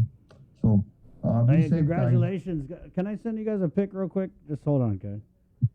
Can you pop this up on our... the fishing. Yeah. Just I want to have fun this So Doc is an avid fisherman, right? Yeah, he is. That's an understatement. Here, I'm sending the pic to the chat. If we can pop it up and just congratulate Dr. Oh, Hoa okay. Here, I got it. You got it, sir? on a second place finish. Hey! Yeah, I know this is gonna make the governor salty because she's, thinking you're probably home crying into your pillow. But now you're out here living, catching big fish, Gov. Take that. Yeah, oh, social distance in the water. You can't catch the cold. Right. Thank you, Doc, and congrats. Okay. Just let us know safe. when we're gonna pick up our fillets. Yeah, so he's a physician and an angler. There you go. All right, there you go, Dr. Hull. When it's 9:04, we're gonna take a quick break. And there's no school out there, but school about to start here on the link, okay? Because your school is in our Zoom room. Class is in session. That's it. You're gonna a whole lot of learn. You're gonna get your learn on, guys. 9:05. And just because there's no school, especially for my GDO ears, because you got a week of staff development. Don't rot in your brains, guys. Still do something educational. Read a book. Read the shampoo bottle. I used to do that. I used to love reading so much that I would read the shampoo bottle. I just read everything. So, guys, work your brains, okay? All right? That's funny. That's actually how I used to practice before to be a news anchor, was read the shampoo bottle. Wow. It's 9:05. We're going to take a quick break, and we're coming back with more of the link next. Good morning. Get yourself all caught up with the week's games, scores, and highlights with the KUAM Sports Weekend Roundup on KUAM News Weekend Edition. It's all inclusive, all the fun and all the action wrapped up in the perfect presentation. Relive the moments on the KUAM Sports Weekend Roundup, brought to you by Gatorade. Greatness starts with G. KUAM's multi-platform morning show, The Link, just got a little more delicious with Feed Me Fridays. Chris, Sabrina, Jason, and the rest of the morning crew will take some time off each Friday to talk, taste, and tempt you with all the latest and greatest food and drinks on Guam, old faves, new hits, and everything else we can put in our bellies. It's Feed Me Fridays on The Link, brought to you by King's Restaurants, Ruby Tuesday Guam, and Devondale. The KUAM Podcast Network is back and on demand, featuring a great variety of podcasts from our island and region, including culture, lifestyle, awareness, crime, politics, commentary, comedy, and entertainment. Available on most streaming platforms. The KUAM Podcast Network. Subscribe and listen now.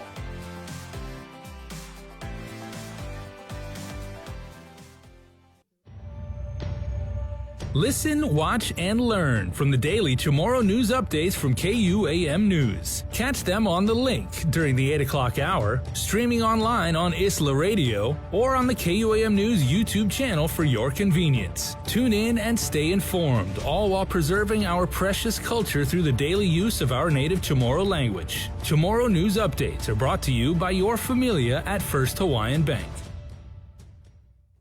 Uno Mixed. We're mixing it up on the last Thursday of every month with a look at lifestyle, entertainment, food, and so much more on the stations, networks, and digital platforms of KUAM Communications. Uno Mixed is presented to you by Docomo Pacific, Better Together, and Pepsi. The Culture Club returns to KUAM Digital and KUAM News Weekend Edition, highlighting Guam's young artists, activists, and crafters as they work to protect, preserve, and promote our Chamorro culture. Watch this weekly feature on the digital platforms of KUAM News Weekend Edition, brought to you by Hanum. The relationship between Guam and Manila, Philippines is undeniable as we share similar cultural traditions, history, and heritage, with generations of Filipinos calling Guam home. KUAM presents a monthly look at the capital city featuring in-depth and engaging interviews on everything from medical tourism to new business and government leaders. Veteran newscaster Nestor Lecanto delivers Beyond Our Borders. This special program is brought to you by KFC and the Medical City, where patients are partners. KUAM Communications continues our perpetuation of our Chamorro culture, language, and heritage with features available to our listening and viewing audience, including streaming of Chamorro music 24 hours per day on Isla Digital Radio on KUAM.com and the KUAM News app. Chamorro News Update, weekdays on The Link and the KUAM News YouTube channel. Conversations about life in our Chamorro language podcast, Cuentos Tapoco, with Kin Conception. Seasonal specials, shows, and other features highlighting the beauty of our language, culture, and history. It's a new era of our continued commitment to our Chamorro heritage. Isla, watch, listen, stream. Viva Isla! GU Self Storage, conveniently located near the Harmon McDonald's, offers fully covered loading and unloading area with individual pin-coded gate and door access. Call us today at 648-7867 for more information.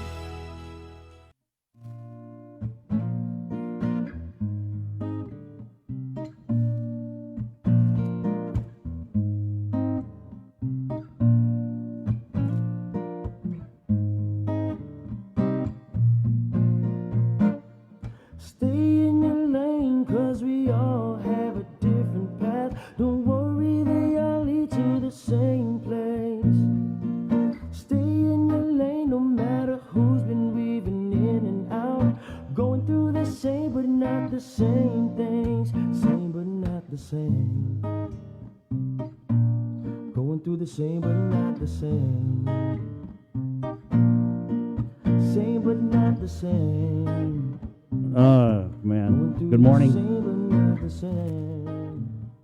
Just going through this guidance. It's the same, but not the same. 9/11. It's just funny, guys. I mean, at the center of all these things that we're doing this week with the closure of schools, obviously the government believes that these are the best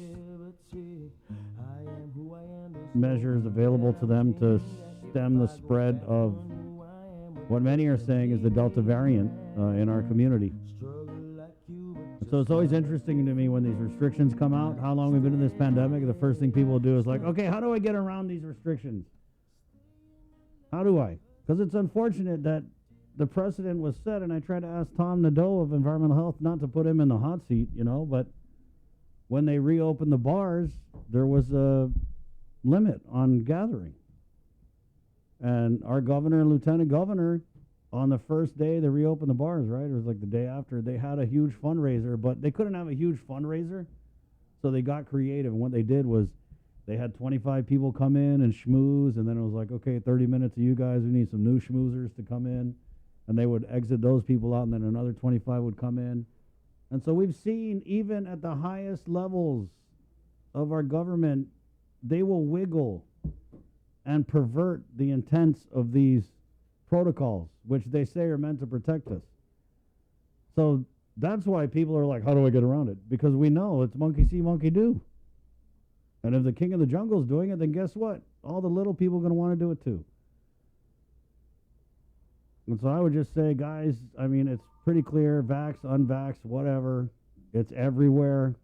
Hospitalizations, ICU. Let's just do what works, and we all know what works. 9:13. Yeah, we're talking about occupancy in restaurants and stuff. Kind of got away from the big news, which, of course, is the temporary suspension of face-to-face education for K through 12. And we have, we have on the phone, we have Tony Diaz from the Archdiocese of Agatna, the Catholic schools, and then in the Zoom room we have Temo Perez of Father Duenas, Jeremy Zychek of Harvest Christian, and Bob Kelly of St. John's.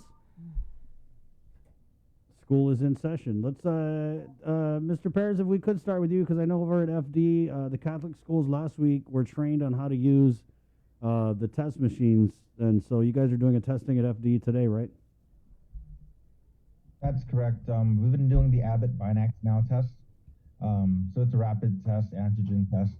And the public health laboratory did train us. It's through the Epidemiology and Laboratory Capacity, ELC, program at public health. So we've gotten some tests and PPEs to conduct those, strategic testing. Dr. Wen was saying that we want to watch out for the false negatives, so we don't want to test a bunch of people. Want to make sure that it's targeted at those that need the testing only. And it's important to remember, even when we test here on campus, that it's if you have symptoms, whether you test negative or not, we recommend you go get PCR tested anyway, because you want to make sure that even if it's negative, you get a test that's going to tell you if you are positive. So yeah, it's very stratified and very targeted. But we're fortunate to have that program up and running, and we were able to get it ever since the beginning of our school season. So that's good. What was your reaction, Mr. Perez, to the news that came out? I'm pretty sure you knew before the media, at least, that face-to-face canceled for 2 weeks. Was that something you were expecting? No, I wasn't expecting it at all. I don't think I found out before the media did. We were called into a meeting with our interim superintendent, Sister Angela, and the other principals of the Catholic schools at 2:45 on Friday, and that's when we found out. Of course, we had seen it circling around our WhatsApp chats and things like that, but it was never officially announced. It is a little disappointing, of course. Our students and our teachers want to be on campus. We worked hard to get our mitigation protocols up and running. I think we do a very good job at our schools. A lot of our schools are able to control, for the most part, what we need to in order to get students on campus safe and healthy. And it's really easy to contact trace because we have seating charts. We've got we can monitor really closely who's with whom. I just had a positive over the weekend notify me, and I was able to contact trace within 30 minutes. And I was like, okay, these people are vaccinated, these people are not, these people are quarantined, these people, will have to test on this day. So it's really easy to do things like that. It's also important to note that our faculty are over 93% vaccinated, faculty and staff members, and then our students are at 82%. So it's very high vaccination rates among our students and our clientele. And that gives me great confidence that, we're stepping in the right direction in our schools. Something we've heard from GDOE is that the amount of positives are from the community. It wasn't something that was passed around in the schools. What about for FD? How many students have tested positive there? At our school alone, it's only 3, and all of them have not been traced to school transmission at all. The ones that we clearly identified as community transmission was because it met someone outside. It's the home transmission a lot of times. Mm-hmm. But I just got the 3rd one yesterday. Mm-hmm. That's the, So the positives we're seeing are not school-based transmission. So I think we're doing a pretty good job at maintaining that level of protection. And I get on a loudspeaker at school all the time, and I'm, wear a mask, wash your hands, and watch your distance. And I will even call kids out because I see them right out the window by the PA system, and I'm like, I call their name out and I tell them, put your mask on. So we're very diligent about that. Not the best all the time because there are kids still, but we do remind them a lot. Jeremy, I know that I want to say, was it 4 cases that you guys had seen since the start of the school year at Harvest? Yeah, but 3 confirmed cases. 3 confirmed. So were you able to do the contact tracing on those, and would you agree that there wasn't any spread occurring in the schools, or just what were your findings? Yeah, very, very similar findings for us. There hasn't been, in our community spread. They're coming from the outside community. Right. Schools have put a lot of effort into making sure, implementing protocols, mitigation measures to make sure that we can be as safe as possible in a school setting. And that even includes, contact tracing. DPHS is tasked with a lot, and we have the opportunity to facilitate and help with that, with seating charts and all sorts of things. So it's a very quick process. When we're made aware of a positive case, parents are notified in that grade level if they've been in touch, if they were a close contact, if they were not a close contact, and so we can do that pretty effectively. And so we hope to be able to continue to do that real soon. We hope this is just a temporary shutdown for the schools. Jeremy, did you see, though, the concern with, because I know that we're holding up that there isn't transmission at the school level, but when we say it's in the community, I almost feel like that's a massive understatement, because it's not just in the community, it is like in the community, right? Rampant, widespread. They say it's the Delta variant. So did you understand the call to close the schools? I mean, even though I'm pretty sure you might not have agreed with it. Yeah, we're disappointed. The governor called a Zoom meeting at 2 o'clock with some of the school leaders and described it as a preventative measure. We understand and respect the governor's decision, and we're disappointed in that decision.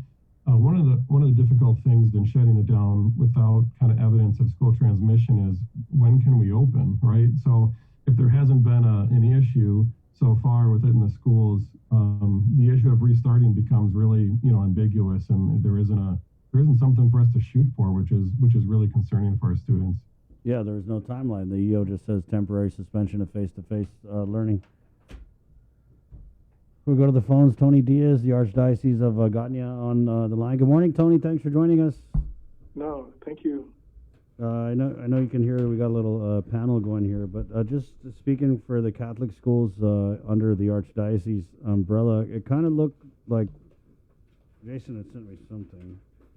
It kind of looked like a lot of the schools are just starting up this week with little to no delay, right? Actually, none will be starting today. We have 3 will start Tuesday, tomorrow. 6 will start Wednesday, and 1 will start on Thursday. 2 schools, San Vicente and St. Francis, make it 3, as well as Dominican Child Development, will spend the week doing staff development, getting their teachers ready, and they will start online learning next Tuesday, September 7th. So it varies, but one thing that is the same, the teachers, educators, they're doing the best they can, and certainly the students. Jeremy, I wanted to go back to Jeremy. Are all the students at Harvest Christian Academy, were they able to immediately transition into online learning despite the disappointing news from Adelaide? Taking, a couple of things. So our teachers are getting better and better at delivering online learning. It's not optimal. We know that. We did standardized testing even in an online format. Kids their learning trajectories are being affected, so we got to keep that in mind. That being said, all of the experience we have from last year is being leveraged. So we have 1 day of in-service, which is today, to really coordinate some schedules and get some of those things rolled out to parents. And then Tuesday for us is materials pickup, because we were notified after school really on Friday, and so kids need the books and the materials to get going. So we'll be launching Wednesday morning with our online classes. Bob, let's fold you into this conversation. St. John's, Bob Kelly here. How many cases have you guys reported? And if you could give us the details about the contact tracing and the findings from it. Sure. So we have a couple of kids who tested positive, but they had never come to campus. They had just returned from California, got tested, and then so they had never actually come to campus. And then we had a couple of teachers, actually fully vaccinated teachers, who are following all the protocols they can. Then there didn't seem to be any, again, the contact tracing went out. We notified the students, we notified the parents, just like everybody else did. I know that public health is kind of swamped, and one of the teachers who tested positive hasn't actually heard from public health yet, but the school went ahead and did the contact tracing on their own. Again, it does not seem to have been spread. To kind of pick up on something that you were talking about before, Chris, that there is kind of the concern that if it's out in the community, and then if we bring in what Dr. Wen said earlier, kids are going to walk onto campus with the disease, not knowing that they have it, or just thinking it's allergies or something like that. From that respect, I kind of understand what the governor was saying. It's like, hey, wait a minute, this could be really bad if we don't get in front of it. Yeah. By the same token, nobody would say it's ideal, except I think my cat. My cat really enjoys online education because she has a lot of people to scratch her head all the time. But I mean, what's even more alarming, I think, outside of just like keeping the kids safe, is when you read the news in the States about the rise in pediatric hospitalizations, right? So we're looking at an entire population in K-12, which, I mean, I don't even know the stats of their vaccination status, but I mean, it's really alarming. But what Jeremy had said, Bree, I thought this was really interesting, is there's no, with calling for temporary suspension of face-to-face, you're right, there aren't any measurements, and so it just basically becomes like a judgment call for the governor and her advisors to start schools back up. We had a question in the comments here. Chris, what will keep schools open? Every time there are X amount of students positive, we close? That's what we should be asking. COVID is not going away. So, and I know that's a conversation. I know that John Fernandez at GDOE had put in all these protocols and that he was sticking with them, and the cases just continue to rise outside with the community. So let me just ask that question, like at what point, I mean, what number of cases, what number of hospitalizations do you think should trigger a closure of schools? I mean, if at all. Like what's safe, right, for you guys? Yeah, it's kind of interesting when you start thinking about it, because if you follow the contact tracing along, right? So some kid comes into chemistry class first period and they test positive. And so then you look at the seating chart, you go north, south, east, west. And then those 4 kids also then went to, so now you've got 5 kids in 5 classes next period. And now you've got north, south, east, west of those kids in that class period. And so, I mean, it could in theory run pretty quickly through an entire school population. The other one that's more interesting to me are the teachers, particularly those who would teach multiple grade levels. You know, at what point do you start running into substitution problems? Like we're kind of, I don't know about Jeremy and Ismail, but we're woefully lacking in substitute teachers right now, trying to find them to cover classes. I mean, so you run into the situation of, well, wait a minute, we're going to have 20% of our students out and we're going to have 30% of our faculty out. Maybe it's better to be online. I don't know. I mean, as the point you made earlier, Chris, was that was not obviously part of the governor's consideration. The governor's consideration was that it's out in the community. We don't want it to come into school. So I don't know the answer to that question. Tony? Yeah, it's not an easy situation to pick definitively one side or the other.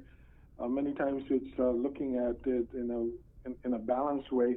One thing that is sure is that the number, at least for the Catholic schools, though I agree with everyone else who says it's not at the Catholic schools or the schools in general that it's being spread, but compared to the first year of COVID, these numbers, and we have 30 now, are higher than the first year. I think the first year, if anything, maybe half a dozen.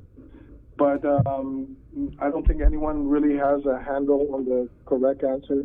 The governor did say in a meeting with education leaders before she announced that she acknowledged that it wasn't at the schools necessarily where the big spreads are happening, but she wanted to be proactive. So there's different degrees of acceptance and emotions, but we just do the best we can.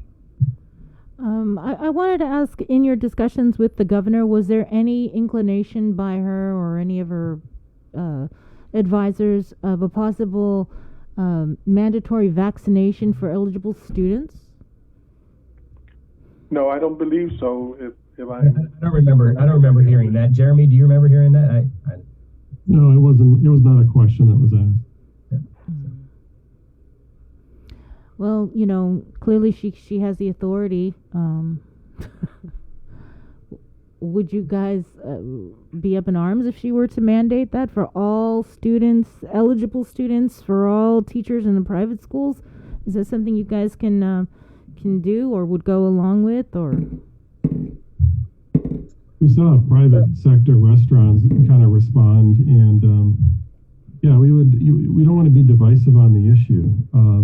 I think it's a choice that people have. I think it's an intensely private choice, and to the extent that we continue to publicize it, it creates more division than unity. You know, we respect the medical professionals that are making and advising the governor on these decisions. What we feel like we need to continue to do is be a voice and an advocate for academic and social welfare of our students. I don't feel personally like there's enough of that being weighed into the decision, and I'm not privy to all of the conversations that happen behind the scene, or really many. But it is something that is significant. Our kids at the end of last year, man, the amount of depression, the lack of motivation from logging into a Zoom meeting every day, it's a real issue. And you know, we had about 2 weeks of education here, and we thank God for being able to develop those relationships with the students and hopefully guide them through a very temporary shutdown. But if this continues, I'm really concerned about the academic and social trajectory of our student. It's very, very significant. Yeah, it's we saw the same type of things again with our kids as well, and so we do worry about that. We're actually up and running right now. Our classes are being delivered right at the moment. I don't know if you can hear third grade Japanese in the room next to me. My son's out in the front with his history class going on right now. But it is not. I mean, there are online schools in the world that do a great job with online schools because that's what they want to do, and that's what. But we aren't. I mean, none of us are. We're about what goes on campus. You know, the experience of a Harvest kid, the experience of an FD kid with that interaction with that teacher, with the administrators, with their friends. I mean, that's really what our schools focus on delivering, and trying to deliver that online it's not ideal. Yeah, and just to echo back, it's the same. Like Bob said, you know, an FD experience is not complete without being around your classmates and your brothers. And sports, you know, the big thing about sports being closed down, there's going to be a lot of sports that are allowed to happen outside, but not the school sports. And so our student athletes are deeply disappointed. The football team's been practicing, and there's not going to be anything for them to look forward to if we keep this going. This season's going to be pushed back weeks and weeks. So we're deeply concerned about it too. This is, I don't know if we realize it, but this is the third academic year that's been affected by COVID. So it's some of these kids, this is going to be the third time they've had to shut down and go online. And there are real stories of students who they don't make it through very well because they get so depressed and they don't want to log on, they don't want to do anything, and it gets to be a big issue. And I'm sure it's happening in every school on the island, maybe even in the world. So it's a social, emotional, as well as an academic and athletic thing. It's all around. This is everything our students, you know, that's who they are. They don't have jobs or anything. This is what they do. They're students, student athletes, right? You know, part of our schools. Tony, so we are looking for that measurement to get back on campus, and hopefully they do, like Jeremy said, engage the professionals in the education field and look for solutions, because we might be able to come up with creative ways to do that, to get back on campus in a safe way, even if it's cohorts, half campus. You know, we might find ways to do academics on campus in a safe and controlled way that might meet requirements. Right. But we need to be given that chance to help with that solution. Tony, is that kind of what the conversation is with the Archdiocese relative to all the schools under their belt? Yeah, really, I think, like everyone has been saying, the most important thing is that we pay attention to our kids, whether it's online learning, whether it's on-site learning, whether we're talking about the schools or not. This is a time where our kids are most vulnerable, confused, and unsettled. We all know that our children need stability and know that they're being loved. So from a faith component, that's what we can all do. Just pay attention, extra attention to our kids and one another, and just be there for one another, especially our children. I wanted to ask, you know, we know that the Mr. John Fernandez, he has meetings with the administration. I'm just curious if any of the private schools or any of you guys have kind of like maybe not weekly, but consistent, like monthly maybe meetings with the administration? Not just you, Tony, but any of the other private schools that are on the call. We can start with you. We do. When's the we last? don't have any formal meetings either, but we try to stay in touch informally in different modes of communication, just so that we can continue to provide input from our perspective. Tony? I wouldn't say monthly meeting, but we have met quite frequently since the pandemic started with, if not the governor's office, public health certainly, as they've been very good, even in their limited time, with meeting with us when we have questions, whether it's regarding the schools or the churches, and certainly we're glad that we were part of the meeting with school education leaders before she announced to the public. Although it would have been really, really, really good to get more advance time, right? I think everyone would agree, but we understand time constraints sometimes. Right, but you guys, private schools weren't informed till. Rather than just hearing what the decision is going forward would be helpful. I'm sorry, could you say that again, Jeremy? Yeah, just the opportunity to provide input into the decision instead of just hearing, after a decision is really being made. I think that's important. Right. Bob, feel the same way? Yeah, I mean, it's again, as with everybody, it's a small island.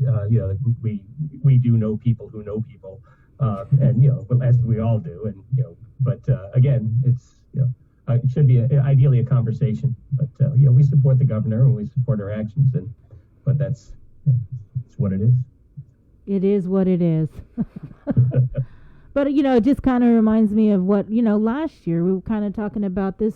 I think most of you were the same thing, that there should be more dialogue, more communication, and I guess that's not necessarily happening, and we're in the third surge. Jace? Hey, you could probably just record this and put it on next year. It'd be the same conversation. Yeah, that's the depressing thing. If we follow the same pattern, we're going to be shut until December, and then maybe an A/B schedule January through April, and then the chance to come back for the last couple of weeks. And that doesn't excite many educators. That doesn't excite many students. So we need to come together, try to find a better solution. Yeah. Well, gents, I do have a question, because the frustration from each of you in your body language and in your voices is more than evident, and obviously justified. And at the same time, the students that may be watching this now or later, as well as the faculty, they're going to take their cue from you. And even though you've been giving the same motivational speeches and kind of rallying the troops, for lack of a better term, what words, and given that you're all private schools, is there a certain part of scripture that you can cite, or what do you tell the teachers and and the students to say, we got to lock in, we got to keep going? Yeah, it's a great question. So I was looking that up because we're going to meet with our teachers in just a few minutes. But 2 Chronicles 20:15, actually that whole passage is really awesome. King Jehoshaphat, he's got an invading army outside of his city. They're walled in, and they don't have enough resources to be able to tackle this challenge. They just don't. And so King Jehoshaphat just turns it over and said, Lord, this is your battle. It's not ours. And so we know God's in control from our perspective. It doesn't surprise God that this is happening. We're frustrated by it, but we know that's not outside of his control. So the thing that we do is place our trust in God, be faithful in what he's called us to do, which is trying to educate students, advocate for our students, and we gotta leave the outcome to God. That's our perspective here at Harpist. Now, Bob, I know you've never shied away from using a little bit of humor, as in getting the message across and everything like that. Is that kind of effectively the approach that you're taking with the community there at St. John's? I mean, are you asking me to argue with the Bible? No, not at all. I'm not going to do that. I mean, we spent the weekend. We had training calls with the teachers, and again, we're just trying to keep it as positive as we possibly can. And again, it's as the point's been made, it's not new. We've not had tremendous turnover in our faculty. We're all and really, I mean, if you've been watching the headlines from KUAM News, you would have, you could have anticipated this fairly easily at some point. Whether it was, last Friday might have been a surprise, but we all kind of knew it was coming at some point. So, again, I started the conversations about 2.5 weeks ago with the faculty, saying, hey, be ready, but really, let's make the best of a bad situation. Is really the best way to put it. And then, Mr. Perez, finally to you, for a school that's got so much tradition and, that is practiced, generations deep of Guamanians, they go there, and sons and grandsons and everything like that, how do you keep the students and faculty motivated? Our motto, Fortes in Fide, Latin for strong in the faith, is very helpful in this situation. We're a bunch of men, and being strong, no matter what the situation is very, very important for us. But also to be faithful, strong in our faith, and in our Catholic Christian faith, very important. Be true to you. Also, be faithful to your call in life, whether it's a father or a son or whatever your role in life is called to be. You need to be faithful to that. And right now, it's being faithful to the mandates that we can, get through this together, so that everyone's healthy and safe. So strong in the faith is one that really helps draw our community together and pull us through tough times. Absolutely. Okay, and then final word, I guess, from a macro perspective, Tony, your thoughts. Well, just like what everyone says, and I mentioned, love one another, just be kind to one another. That's what Christ demands of us in good times and bad times. This is certainly difficult times. That's what's going to pull us through, the human spirit and the resilience and love that we're seeing in many ways at the schools and throughout. So we thank everyone for what they do. Thank you, Tony. Thank you, Jeremy. Thank you. Thank you, gentlemen. Thank you, Bob. And good luck to Thank you, to all of you. Good luck, guys. Keep us posted. All right, there you go. Class dismissed. Thank you for joining us for our online. Welcome to the KUM classroom. Yeah. School is in session. It's 9:39. Quick break, and let's catch up with the Guam Guard. Okay. Good morning. It's 9:40 right here on the link. Make it.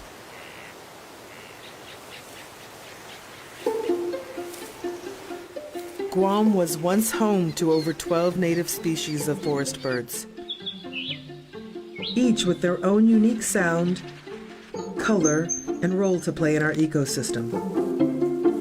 However, the arrival of the brown tree snake has threatened their existence. Today, only 3 of these species still exist in the wild. But what was once lost can be restored. Join the Department of Agriculture's efforts to restore our ecosystem.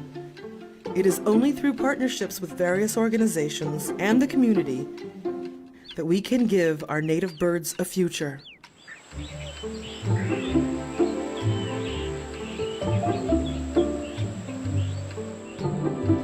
Support snake suppression.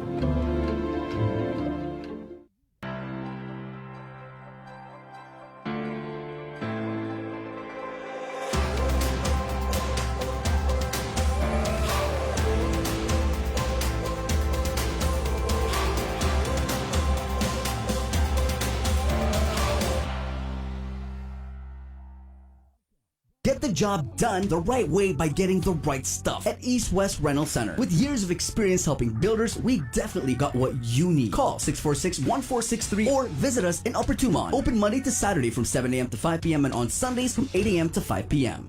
The relationship between Guam and Manila, Philippines is undeniable as we share similar cultural traditions, history, and heritage. With generations of Filipinos calling Guam home, KUAM presents a monthly look at the capital city featuring in-depth and engaging interviews on everything from medical tourism to new business and government leaders. Veteran newscaster Nestor Lecanto delivers Beyond Our Borders. This special program is brought to you by KFC and the Medical City, where patients are partners. Do you feel like you're missing out on something? Make life more rewarding with Pacific Points. Earn and redeem points for bill rebates and free load at IT&E, discounts on fuel at Shell, vouchers at Foodies, and United Mileage Plus miles. You can even pay with Pacific Points at IT&E, Shell, and Foodies. Pacific Points. Do more, get more. Say hello to the First Hawaiian Bank mobile app. Want a better look at your spending? With Money Map, you can automatically create budgets and manage where your money is going. Know when you have a green light, or when it's time to slow down. Maybe cook more meals at home this week. Set your goals, track your progress, and find your way to exactly where you want to be. With Money Map from the First Hawaiian Bank mobile app. It all starts with yes. GU Self-Storage, conveniently located near the Harmon McDonald's, offers fully covered loading and unloading area with individual pin-coded gate and door access. Call us today at 648-7867 for more information.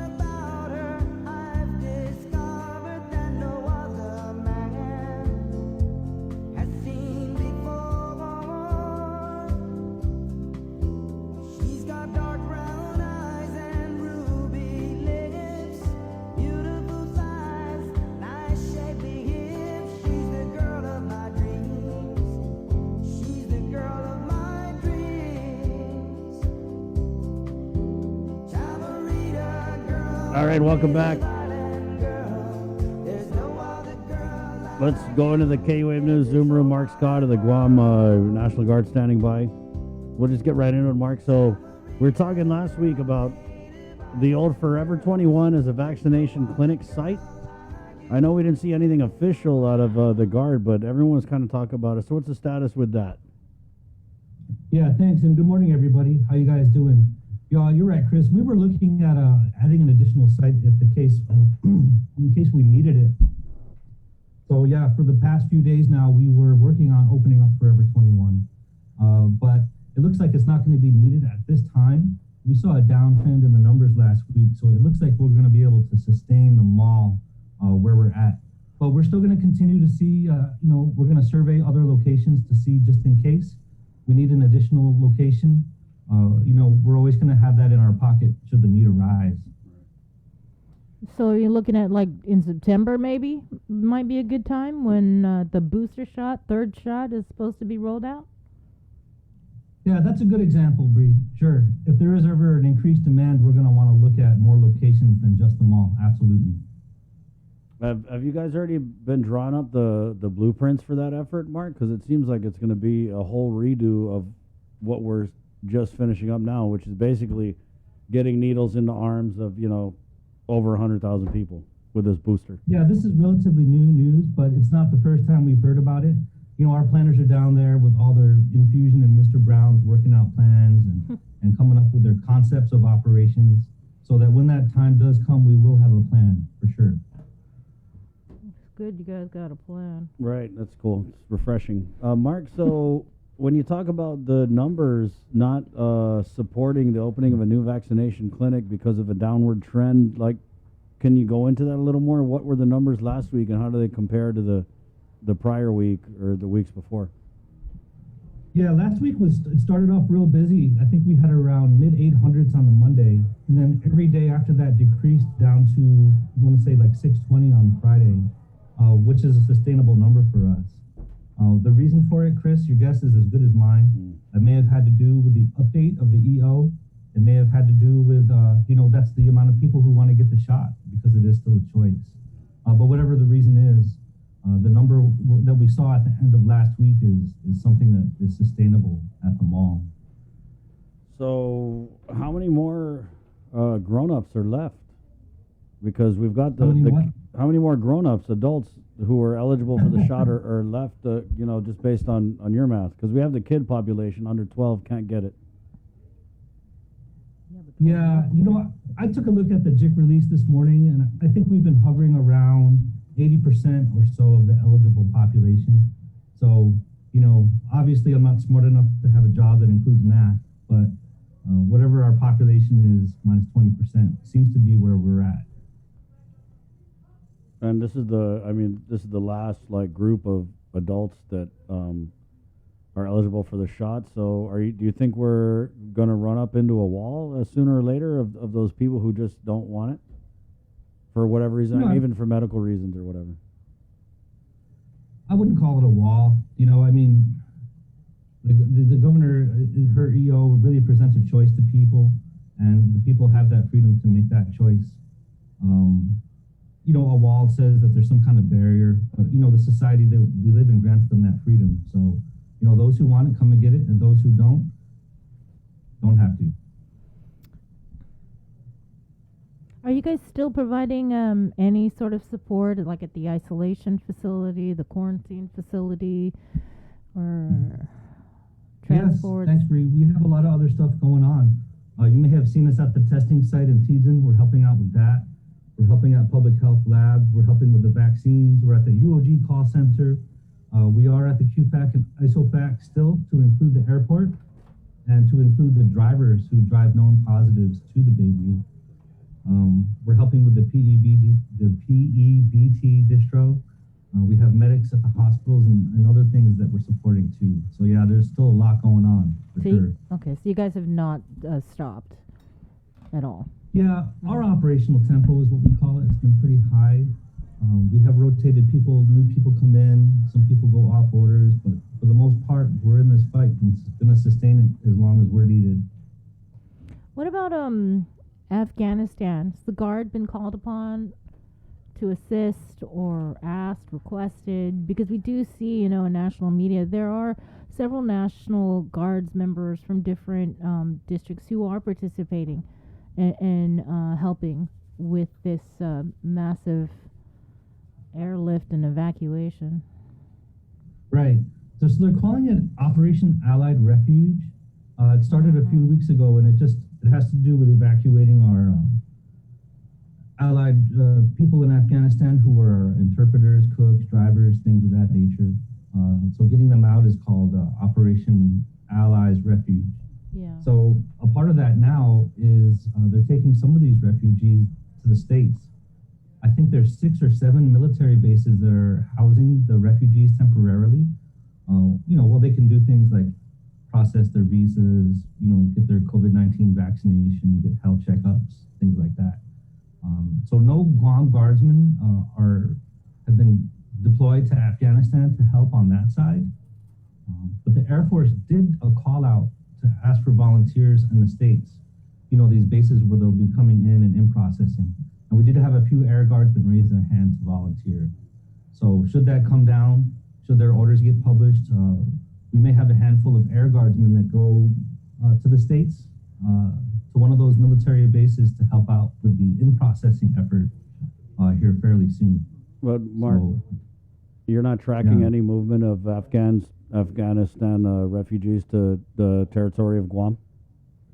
Say again? Are you tracking any movement of Afghanistan refugees to the territory of Guam? No, haven't heard anything about that. We did our staff estimates and our whole preparation a few months ago when we heard the rumors too. And we let everyone know what we're capable of here in Guam as a Guam Guard. And with some of our constraints that we have here with things like real estate, manpower, resources, we pretty much let everyone know that, as much as Guam is always here to help, like the governor said, we'll help where we can. But the reality of what we can do here with our real estate constraints and staffing constraints wasn't a whole lot. So no, we haven't heard anything yet as far as moving them here. Thank you for your time, Mark. No further questions. I can't handle the truth. I need to be on that wall. Did you order to go red? Okay. Mark, appreciate it, my friend. Always a pleasure, guys. Thank you so much. Let us know. Keep us posted if you guys are activated for any roadblock checkpoint and kind of thing that, this week. Give us a heads up. Of course. You guys take care. You Stay too. safe. You too, my friend. You too. Hey, what's up, guys? Good morning. We're in PCOR 3.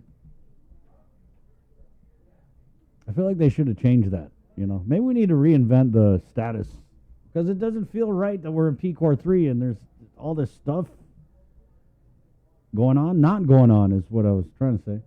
You know what I mean? And we got a car score at 30. So yeah, car score's 30. I don't know.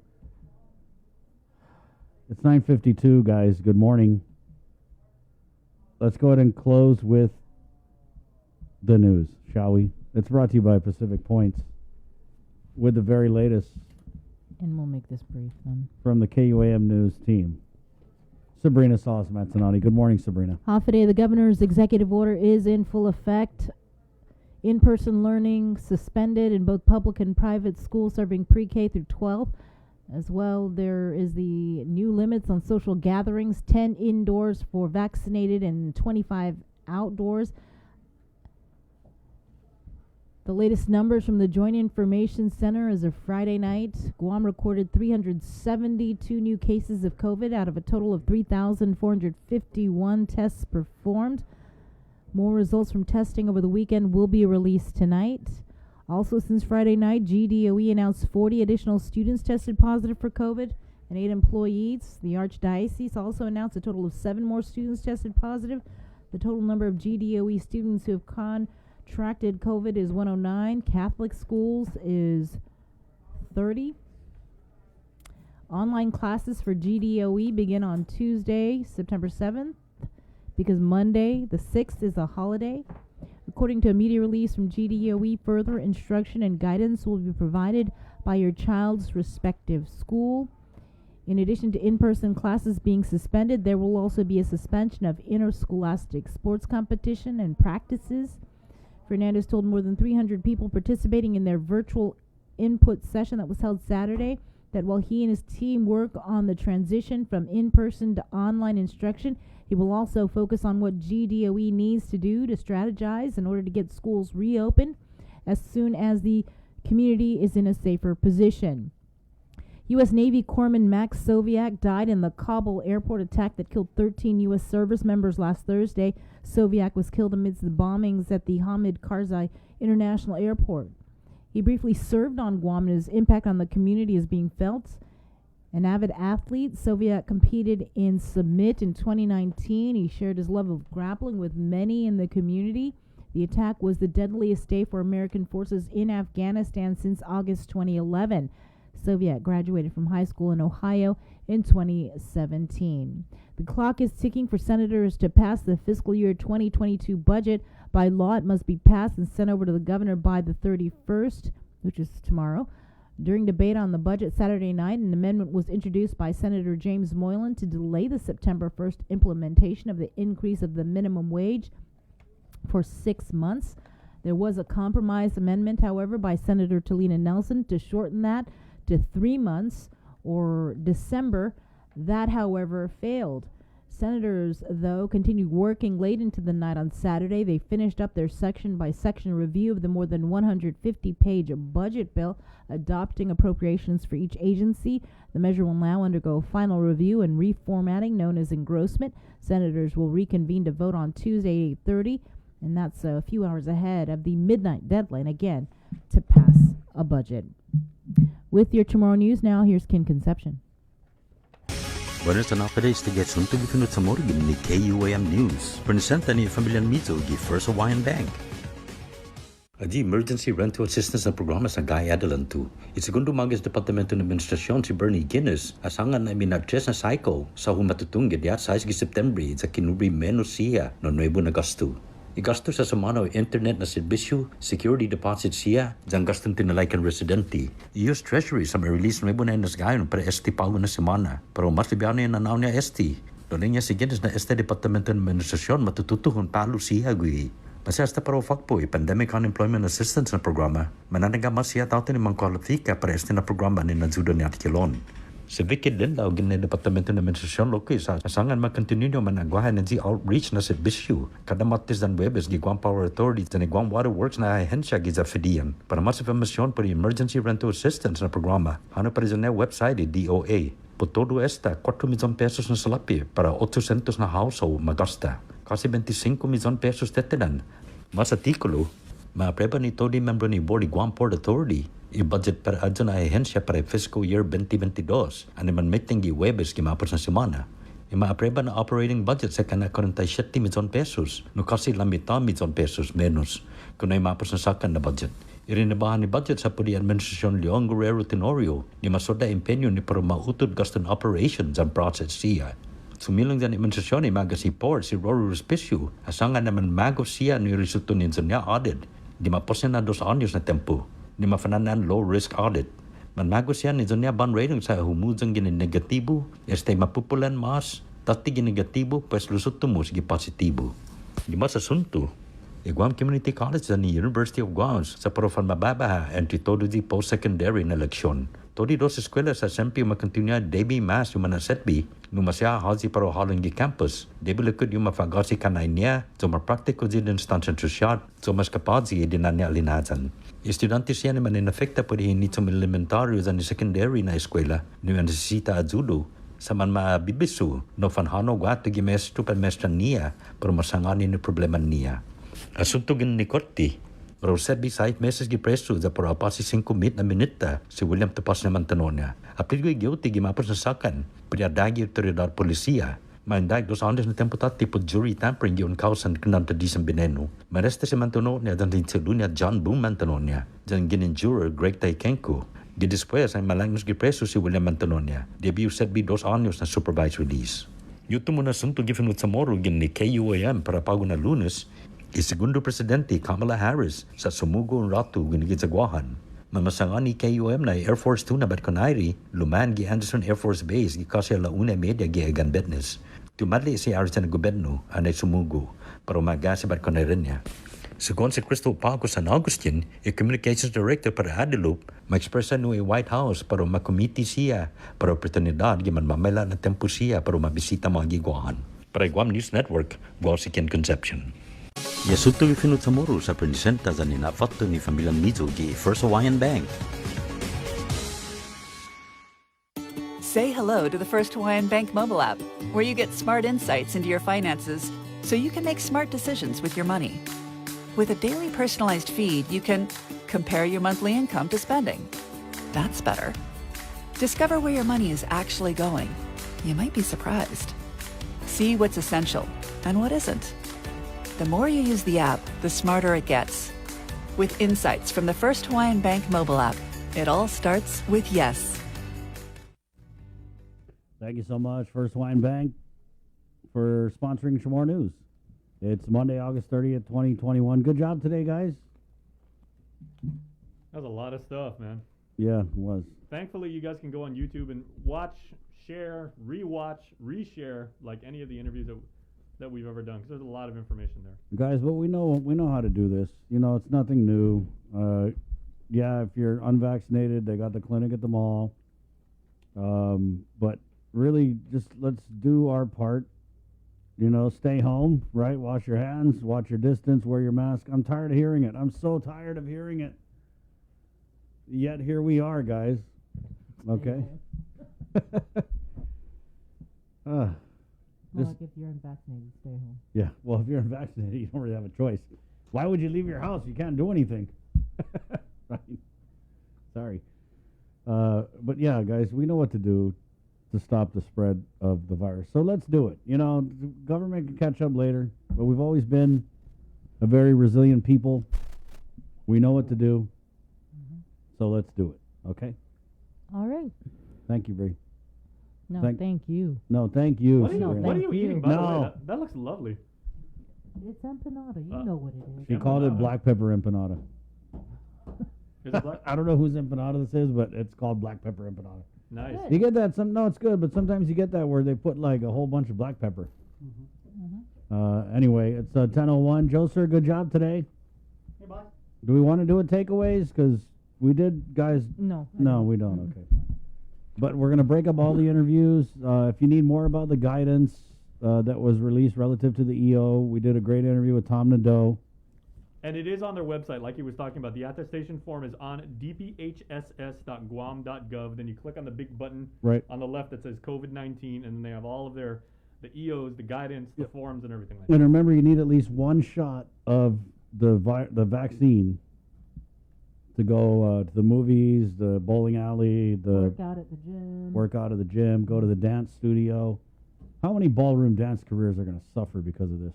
Even if you do go, like, remember if you go to, what did he say? Like, if you go to like a Zumba class, there only can be 10 people in that Zumba class. So all the limits, guys, are in place. There's limits of 10 indoors, 25 outdoors, all vaccinated. Remember, well, the Zumba instructors don't have to yell anymore then, I guess. Because, before they're used to like such large groups.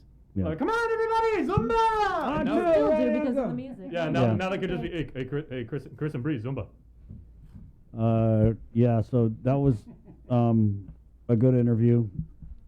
There's all going to be on YouTube, guys. It's 10:02. We're brought to you by Cabo Enterprises, Pacific Points, IT&E, and Jack in the Box. Burger King. My good friends at Burger King. Guess what's coming back for September? I love the Whopper! Whopper Wednesdays. Back. I just did the commercial. Oh, okay. I was like, wait a minute, where did the Whopper go? No, because it was Chicken Fries Friday. Oh, okay. And now Whopper Wednesday is coming back. The first of the month is September, guys. So there's nothing that's preventing you from going out and grabbing a Whopper, okay? If you're unvaccinated, you could go through the takeout or the drive-thru, right? It's 10:03. Good job, guys. Let's do Cover Me then, and go get you a Whopper on Wednesday. My name is Chris for the Link Fam. Está. Adios!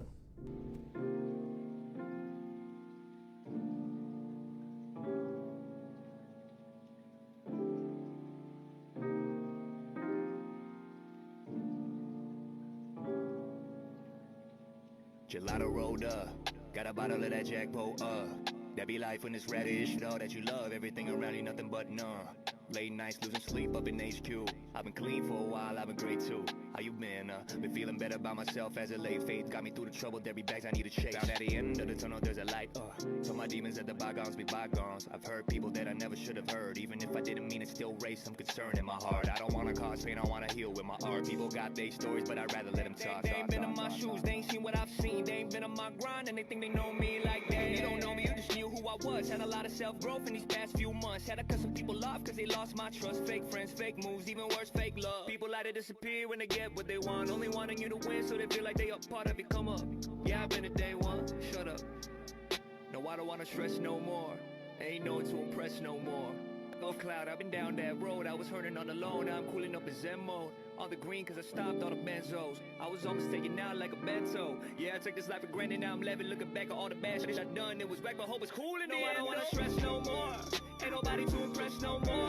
Off cloud, I've been down that road. I was hurting on the low, now I'm cooling up in Zen mode. On the green cause I stopped all the benzos. I was almost taken out like a bento. Yeah, I took this life for granted, now I'm living. Looking back on all the bad this shit done.